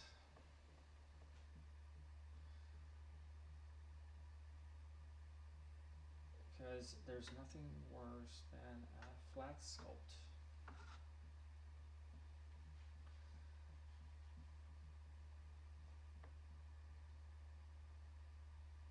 And I see that often.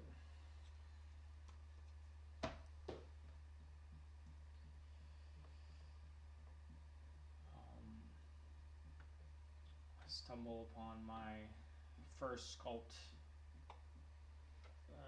2 days ago, I think. And it was kind of quite rough to look at. But I did a Frankenstein back in the when I first started. Obviously, because I'm a big sucker for Universal monsters. Frankenstein being one of my favorite.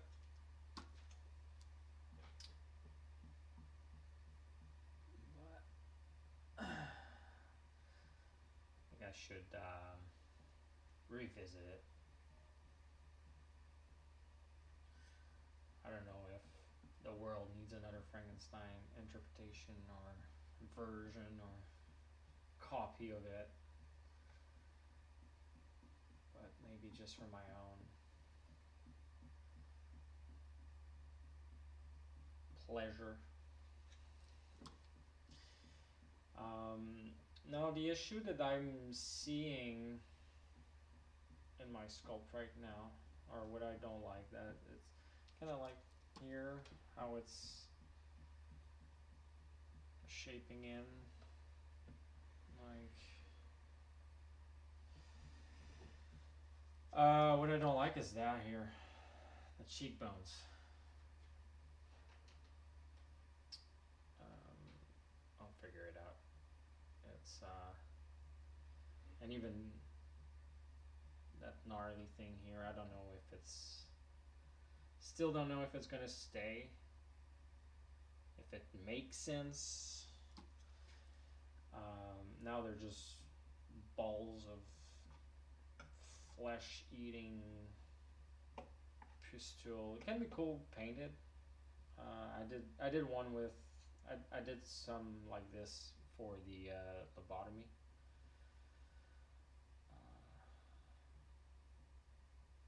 The lobotomy, which is a sculpt that I did based on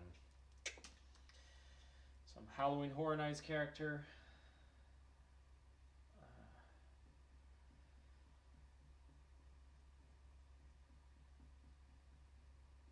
But yeah, it's kind of like a little bit too flat here. That's what I don't like. Never too many Frankenstein. Yeah, I mean,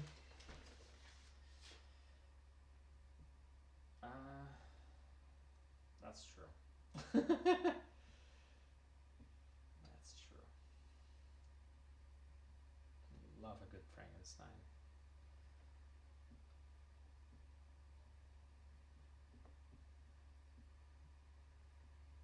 So we're heading to 2 hours. I mean, honestly, it's I think for 2 hours it's getting that, it's getting pretty good. See, I like that here, but I really need it to be a little bit more sunken. You know, at that point, for that, what I would I would do is probably, oh, there we go. I have a reference here. You can always go look back at your reference.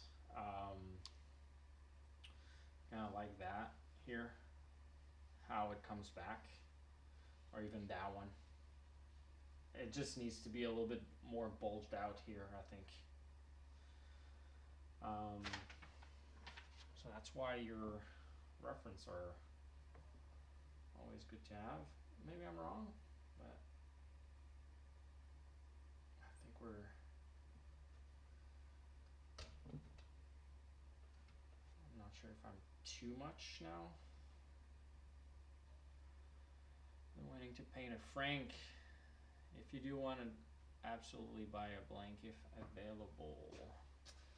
I mean, I would love to say that I will do a Frankenstein, but I have so many projects going on that I don't know if I will be able to make it this year. I don't know. Still need to cast that new skull that I have from Star Wars.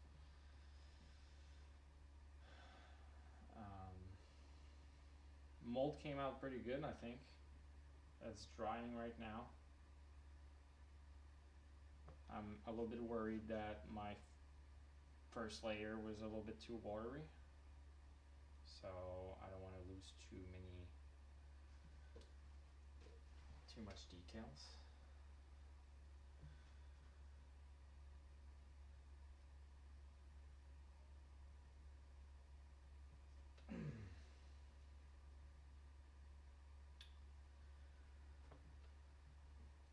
But I'm excited to paint that.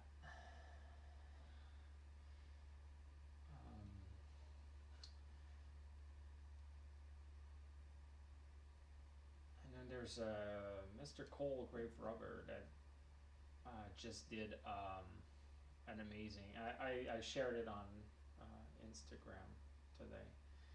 He did a revamp of Frank from, I don't know the name of the artist. I'm so bad at names. Well, if you go to my stories, you're gonna see it. I don't know if that's the kind of Frank that you're looking for as well, but that can be, if you're able to hit him up, and maybe you can get a blank from it. I think it's a really cool design.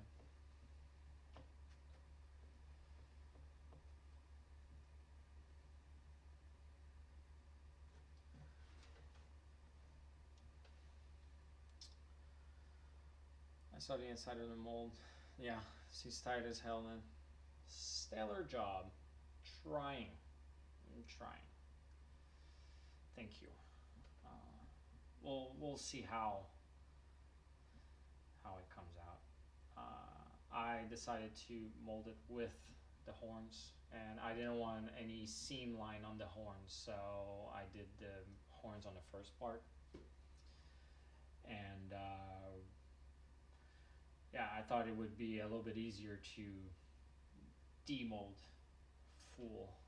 full of me to think about think that way.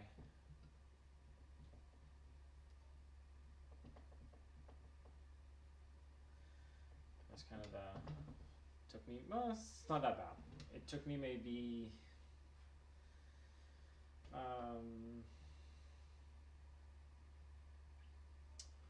maybe like 15 minutes per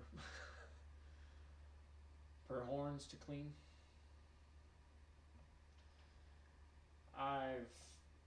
If you look at my demon dog, that sculpt, I think it took me, I did it in one piece, and it took me 3 hours just to clean the mold from all the teeth and jaw, and I was like, never again.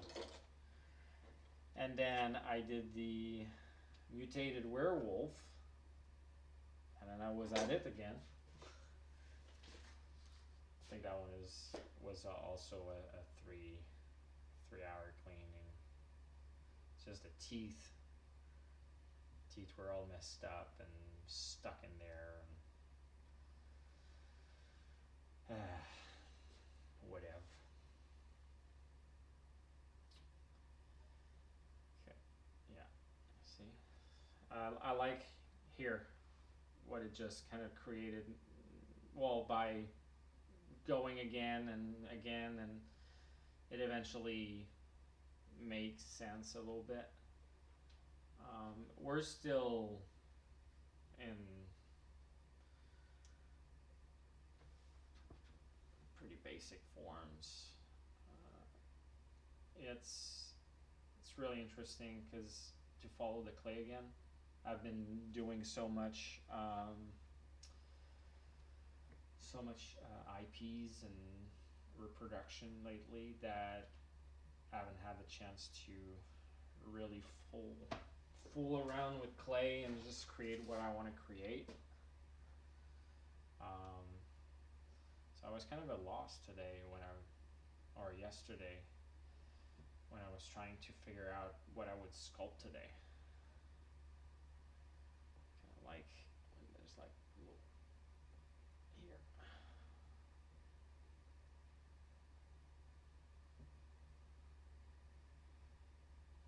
Little bone shapes. But it's kind of fun. Kind of miss it. But I wasn't too sure what to make.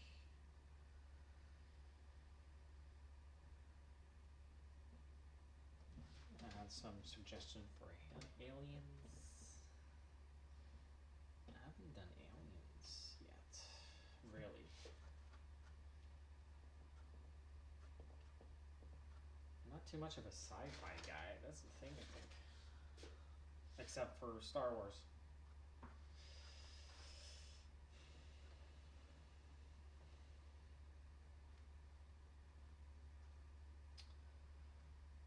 I kind of like monsters that are... I'm not even not too much of a medieval thing, under like a Dungeon and Dragons.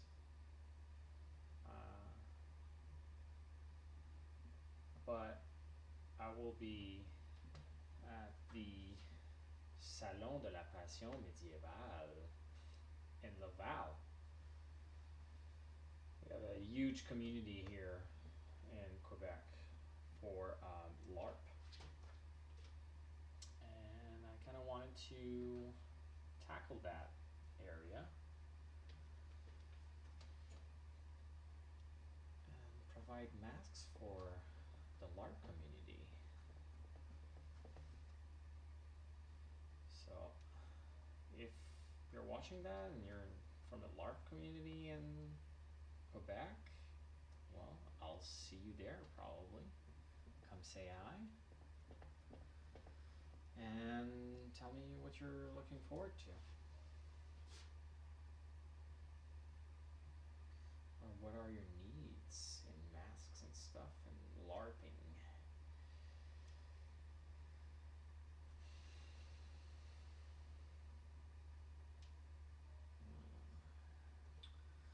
I feel like we have like two different sculpt going at the same time. I think we have something here, like that part is something, and then that part is something else.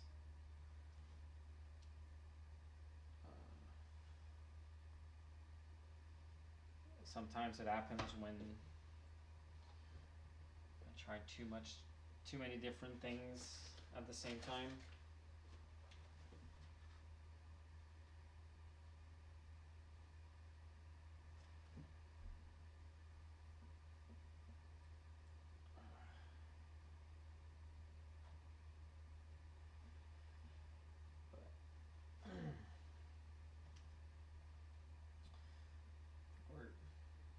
Getting close to call it a day for today, I think. I feel myself slowing down a little bit. I don't know if you want to look. On the camera, it doesn't look that bad, though. Let me know what you think. Does it look like two different sculpts? Or are we going somewhere that makes sense?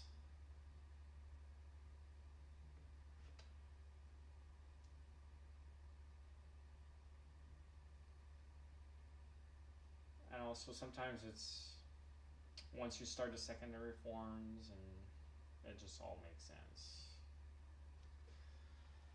I remember there's a certain part in this sculpt that I'm stuck. I get stuck in and I just it feels like I mess around forever and it doesn't move and it doesn't go anywhere. And at some point, next thing you know, I'm making I'm adding texture. Feels cohesive to me. Okay, cool. Thanks, Matt.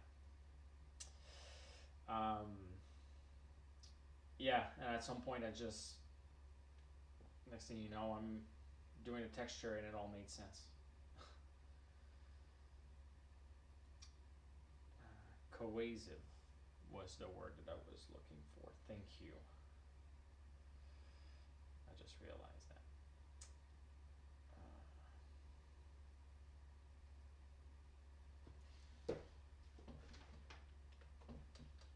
Yeah.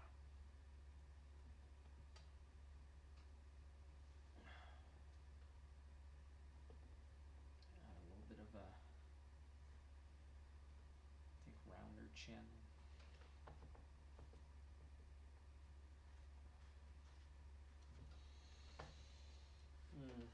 I didn't finish the teeth, huh?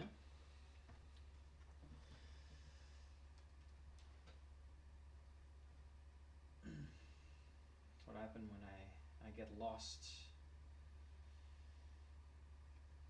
in something else.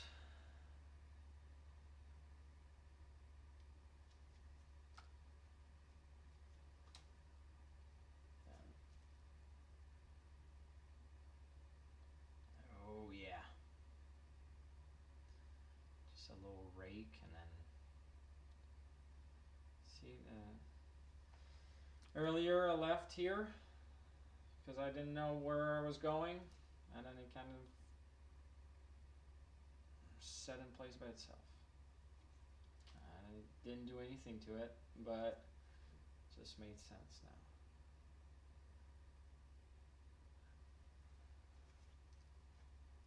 I'm liking that bony look to the jaw. Yeah. I think we're going somewhere.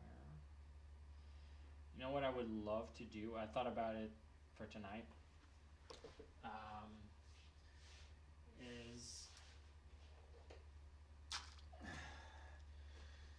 do a mask of one of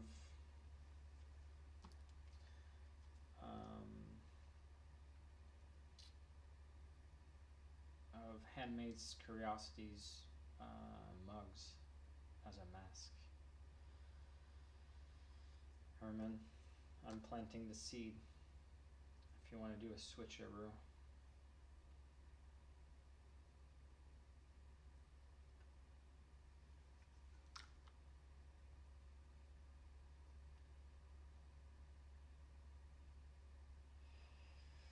I think I missed oh, push further back like this. No.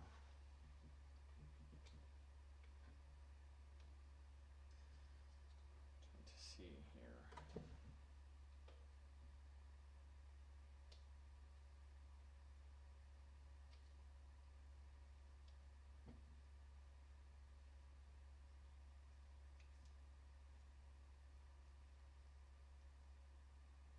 Does that make sense?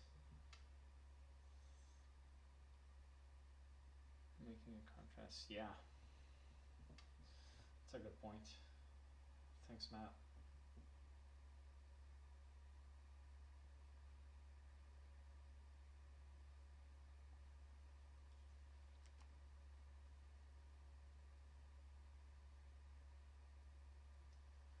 Yeah, that was actually a good idea.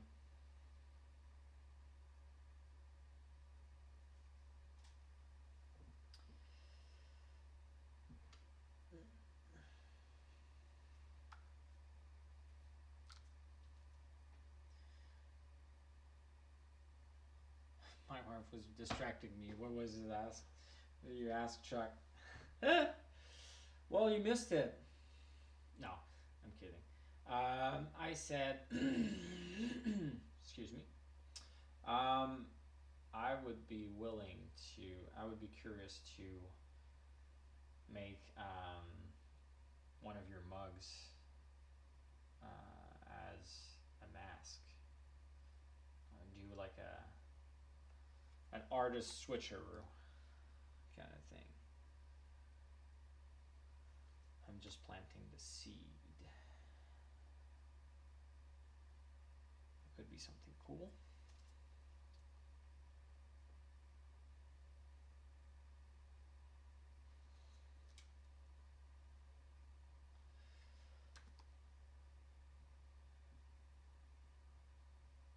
So no, I'm not throwing my clay on the floor, as some might think. I always have a little garbage can next to me, so the dry bits can go directly in there, so I don't have to clean and pick up. Just like I said, my dog eats the clay from the floor.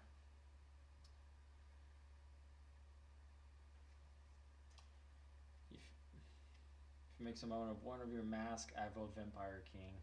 Yeah. Vampire King has been good to me. I can see that as a tiki mug. Let's see what he says.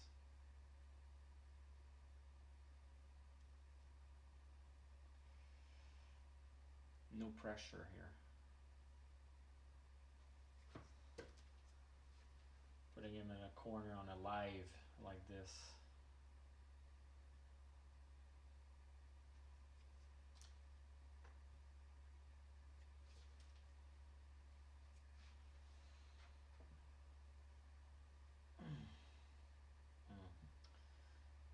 Or I have the same thing happening here where the teeth is here. They're like the double trouble that I really don't hate.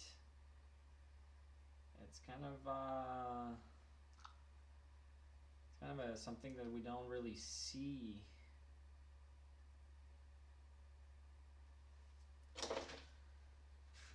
Sure thing, I would love to see a chuckified version of a mug. I will definitely be cribbing a few of your ideas on mugs. Yeah, that would be cool.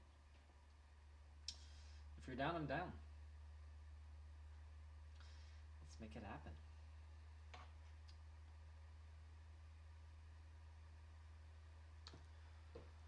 Well, I need to make it in monster clay hard, just to make it fully Herman proof.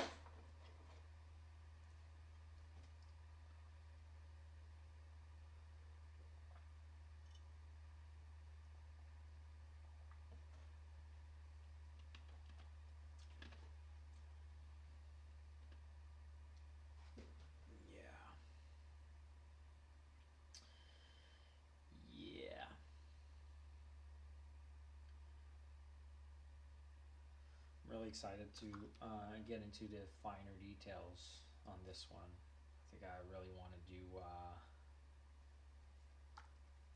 a really like fleshy rock.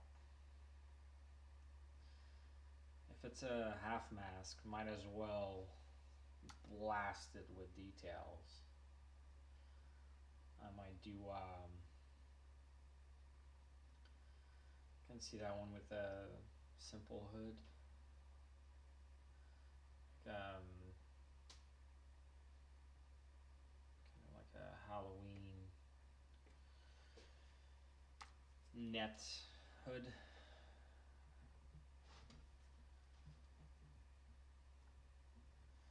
Other thing that I like with WED Clay, you can actually,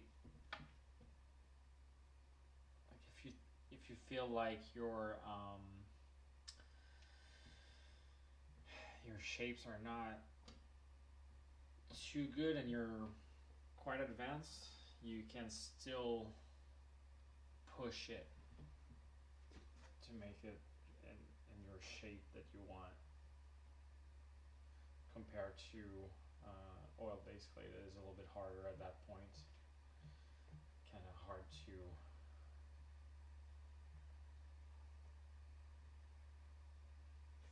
reshape easily. I think it was a really good idea to change my lighting. Matt, that was a good call, because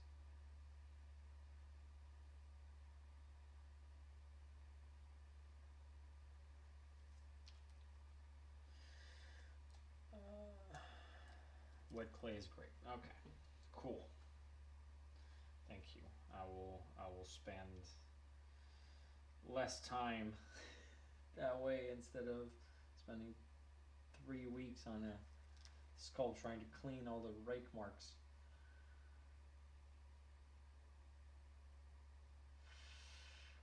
But yeah, I'll see when I have time, and I'll tackle something.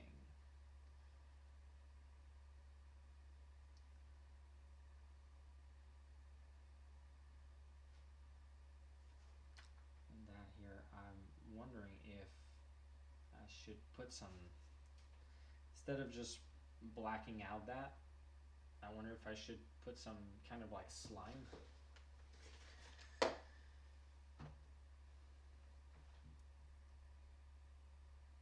Just like nuggets of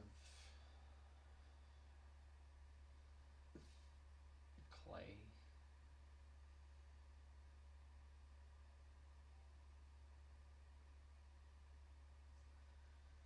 And then eventually what would be nice is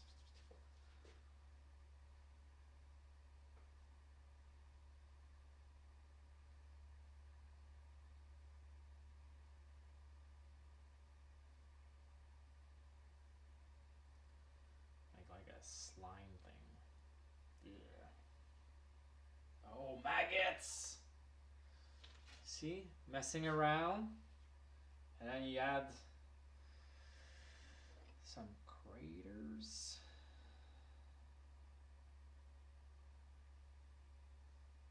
In here. And you add freaking maggots. See, when you roll it kind of thin, it starts to tends to crack a little bit. So I water it a little bit, and it's always looks so different with top down. I wanted to peek at the raw power. Yes, I fully agree. You know, sometimes I get stuck in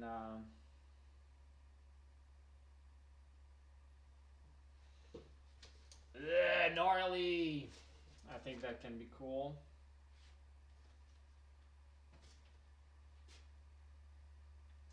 See, it's just messing around with clay, and then you just put something, and then it triggers another idea. That's the butterfly effect of sculpting.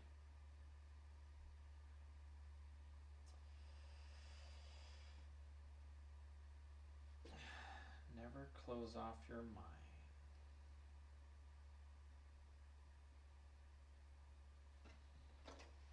To other ideas. Yeah. It could be kind of like a nest. I don't know if they do have nests.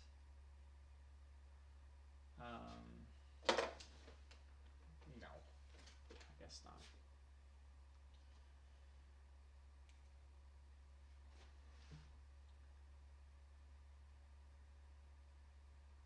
You even have one like kind of hanging.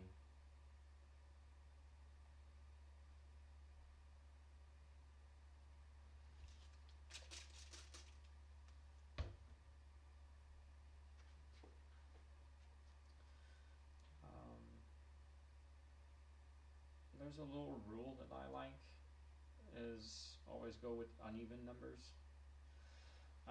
I have a culinary background, so I was trained as a chef. Went to school in that and worked for maybe 3 or 4 years in the kitchen. I think that's probably why my art or my way of working is so meticulous and clean. Well, cleaner than most. Probably comes from that background. And there's one rule when you set plates. So plate decorating. You go with even numbers. So I noticed that it applies in art, visual art as well. Why? Like if you have potatoes in a plate, you put 3 potatoes instead of 2. I think it's just, I don't remember exactly what was the reasoning.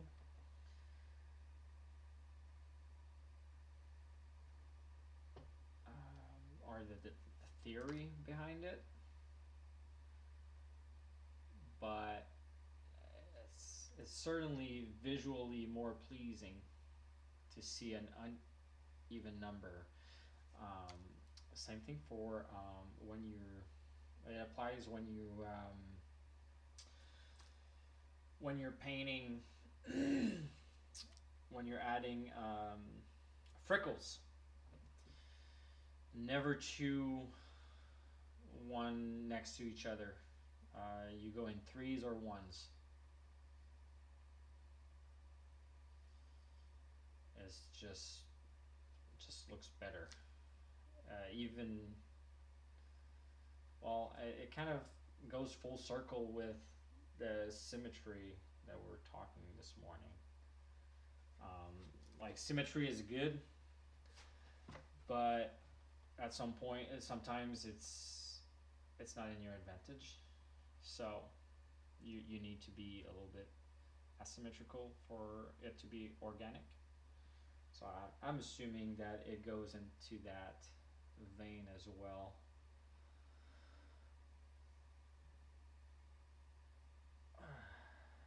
I thought about doing a live for airbrushing, but then today, earlier, I was painting one of the goosebump mask in preparation for all my markets coming up, and I noticed that probably if I do a live of it, it's going to be 2 hours of just me trying to figure out why my airbrush is clogged. So I might pass on the airbrush for now. For live, might be a little bit too boring of me trying to figure out. Kudon, why is that not working?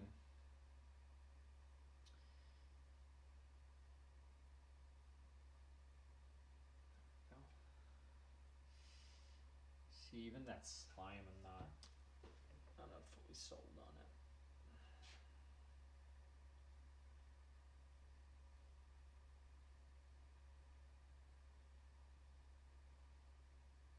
See, we're just trying stuff.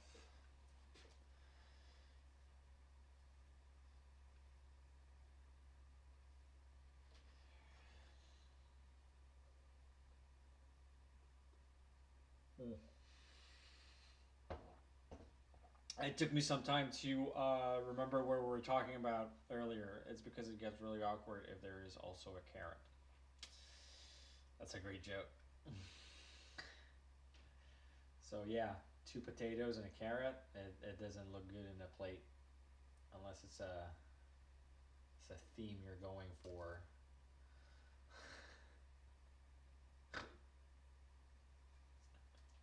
Like airbrush can be tough too, depending on how loud your compressor is.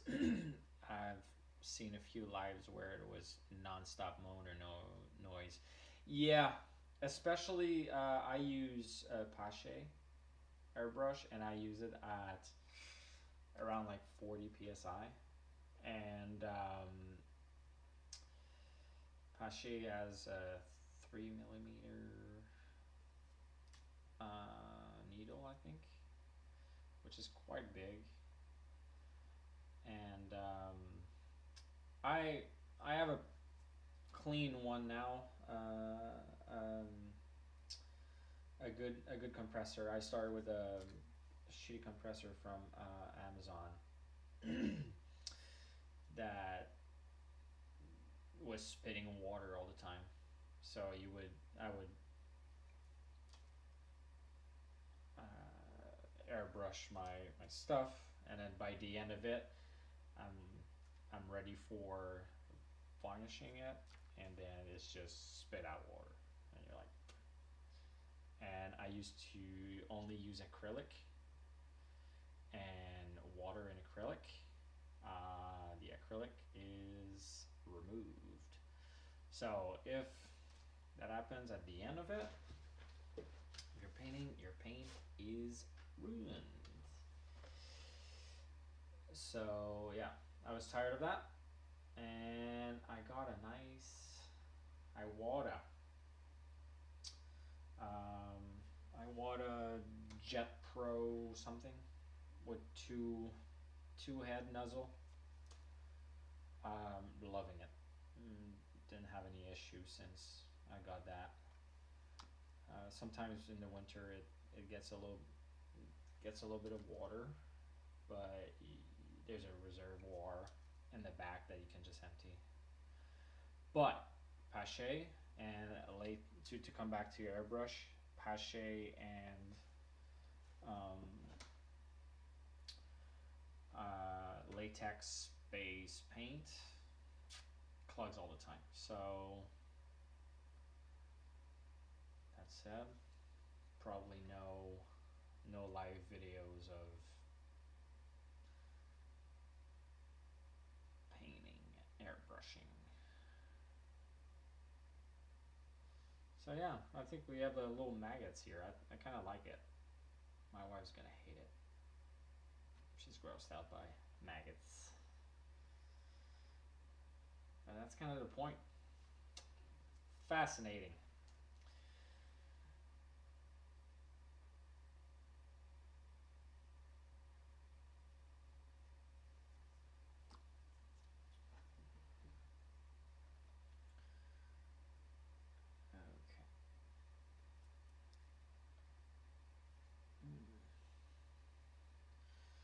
I'm really not sure if I should keep that slime-ish thing here, or if I just remove it, and can always go in with some I use, I guess, gloss once I paint. It's like thicker. I don't remember what it is exactly, but it's Liquitex that does it. It's a thicker paint that you just add pigments to it, and I use that for my slime. I might just do that for that if I want to add slime or not. It gives me the option. I think it might be too much for now.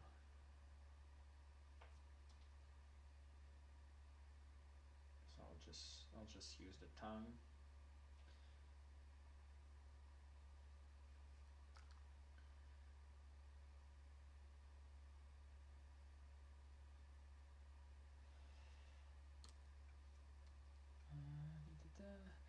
I use a V, and it's a clog fest. Yes, can get myself to give up double action though. I make do. Yeah. strangely, if we're getting geeking out into airbrush. Um, yeah, Pache, I used to hate it, and when I started to paint with latex base paint, I had to make do and force myself to use it.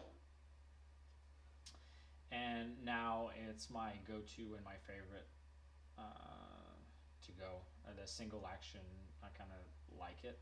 I used to be using only Iwata Eclipse, and I did well. I don't use it at all anymore, basically, because for the detailing, for the acrylics detail, I go with a Badger 1020 or something like that. And I mean, the control that you have with that is phenomenal, and it is quite fine and precise too.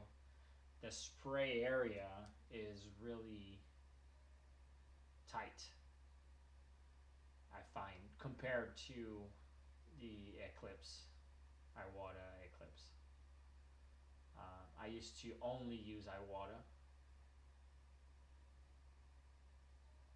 for everything, and now I don't even use it. And the Badger, so much cheaper than um, the Iwata. Iwata, I think it's like close to 300 bucks Canadian. And the Badger is around 140, 130 Canadian. So in American, it's probably around 100 bucks for a Badger.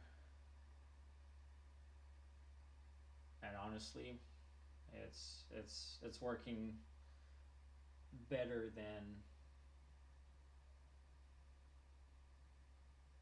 Iwata for me. It's a double action. Sorry, I forgot to mention that. Double action. The Badger, what is nice is you compared to the Iwata, you have a little thing at the end that you can screw, and it will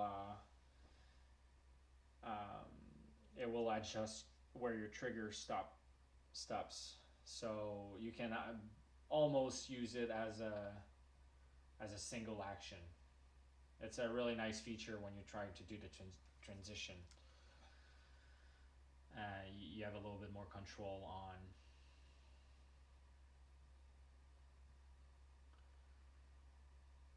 it.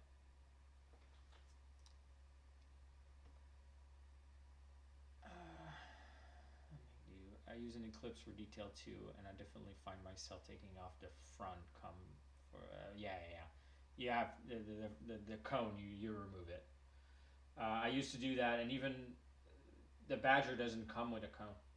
It's the needle is straight out, so you don't even have to bother with that. But yeah, I would suggest to look into the Badger. It's a switch that I did, and honestly, I was just planning to use it for finer details, and I find myself just not using my Iwata. I tried to use it the other day, and I used it for a minute, and I switched back to my Badger.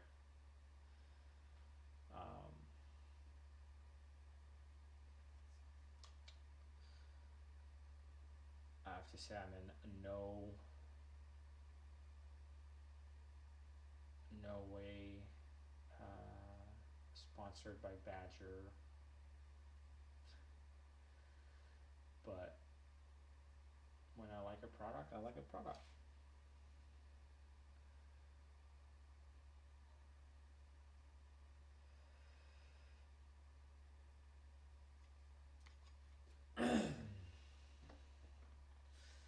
Well, We've been going at it for an hour, 2 hours and 45 minutes. Jeez. Guys, thank you for your patience. Thanks for joining me. Thanks for being here and watching me through rambling and heavy breathing for almost 3 hours. I think for now, we're getting close to finishing that up.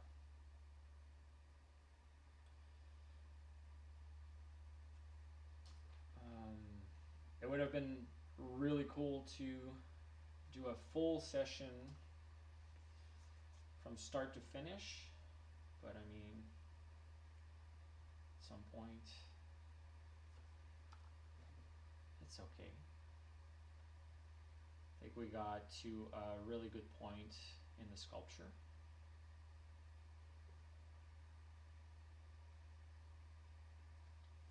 And I kind of like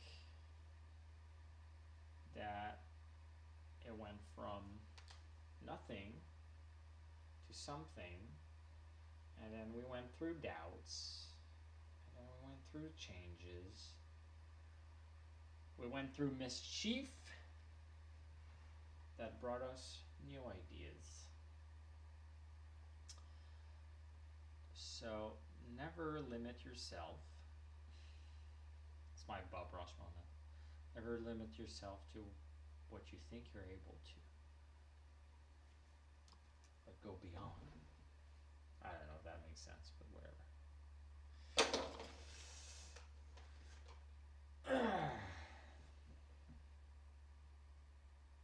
Sorry for my loud noises. Getting older.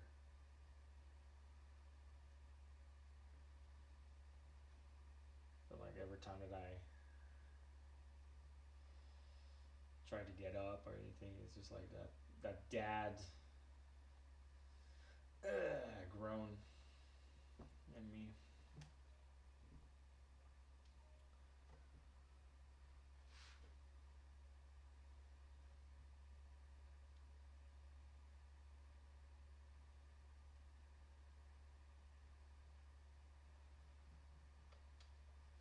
Yeah, I'm probably gonna have to change those brows eventually. So I don't know if the rest is gonna be if we're gonna do another live to finish that one. I'm not sure if I'll just finish it and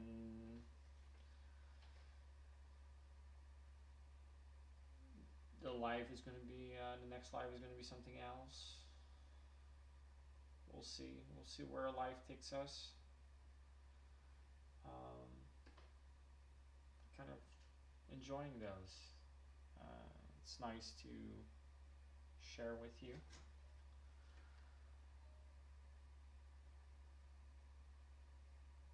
And for everyone to, I guess, see my process. For anyone that is interested in that.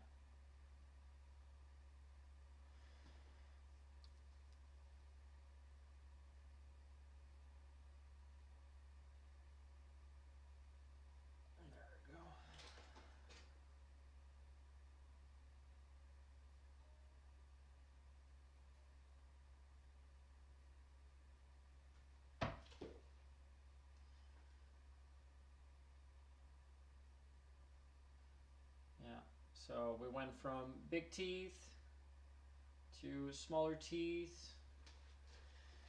and we all agreed that smaller teeth were scarier, creepier. Maybe we can even eventually add some cavities.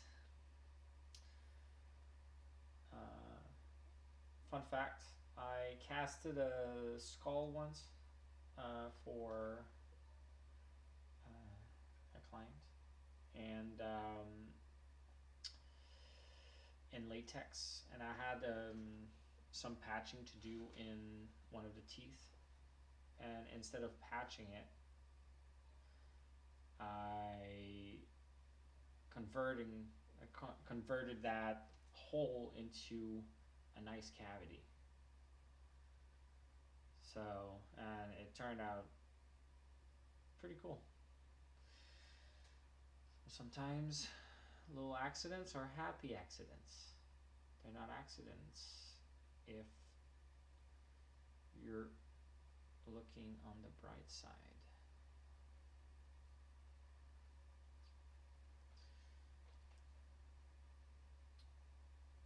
But we have, oh yeah, I like that. That little hole here. But I'm touching the armature. I am playing with fire.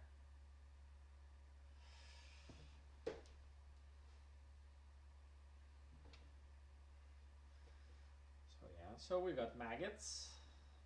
We have teeth. We have a saggy nose. And bony cheeks.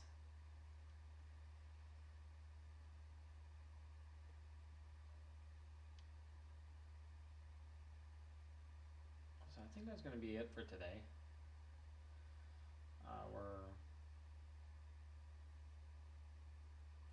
Otherwise, I'll never go to sleep, and I need to sleep. Even the nose needs some. Okay, stopping here.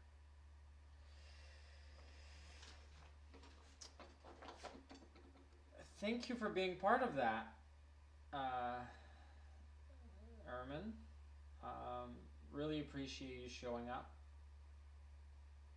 Really appreciate you contributing into the chat.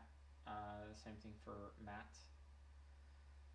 I appreciate you all. And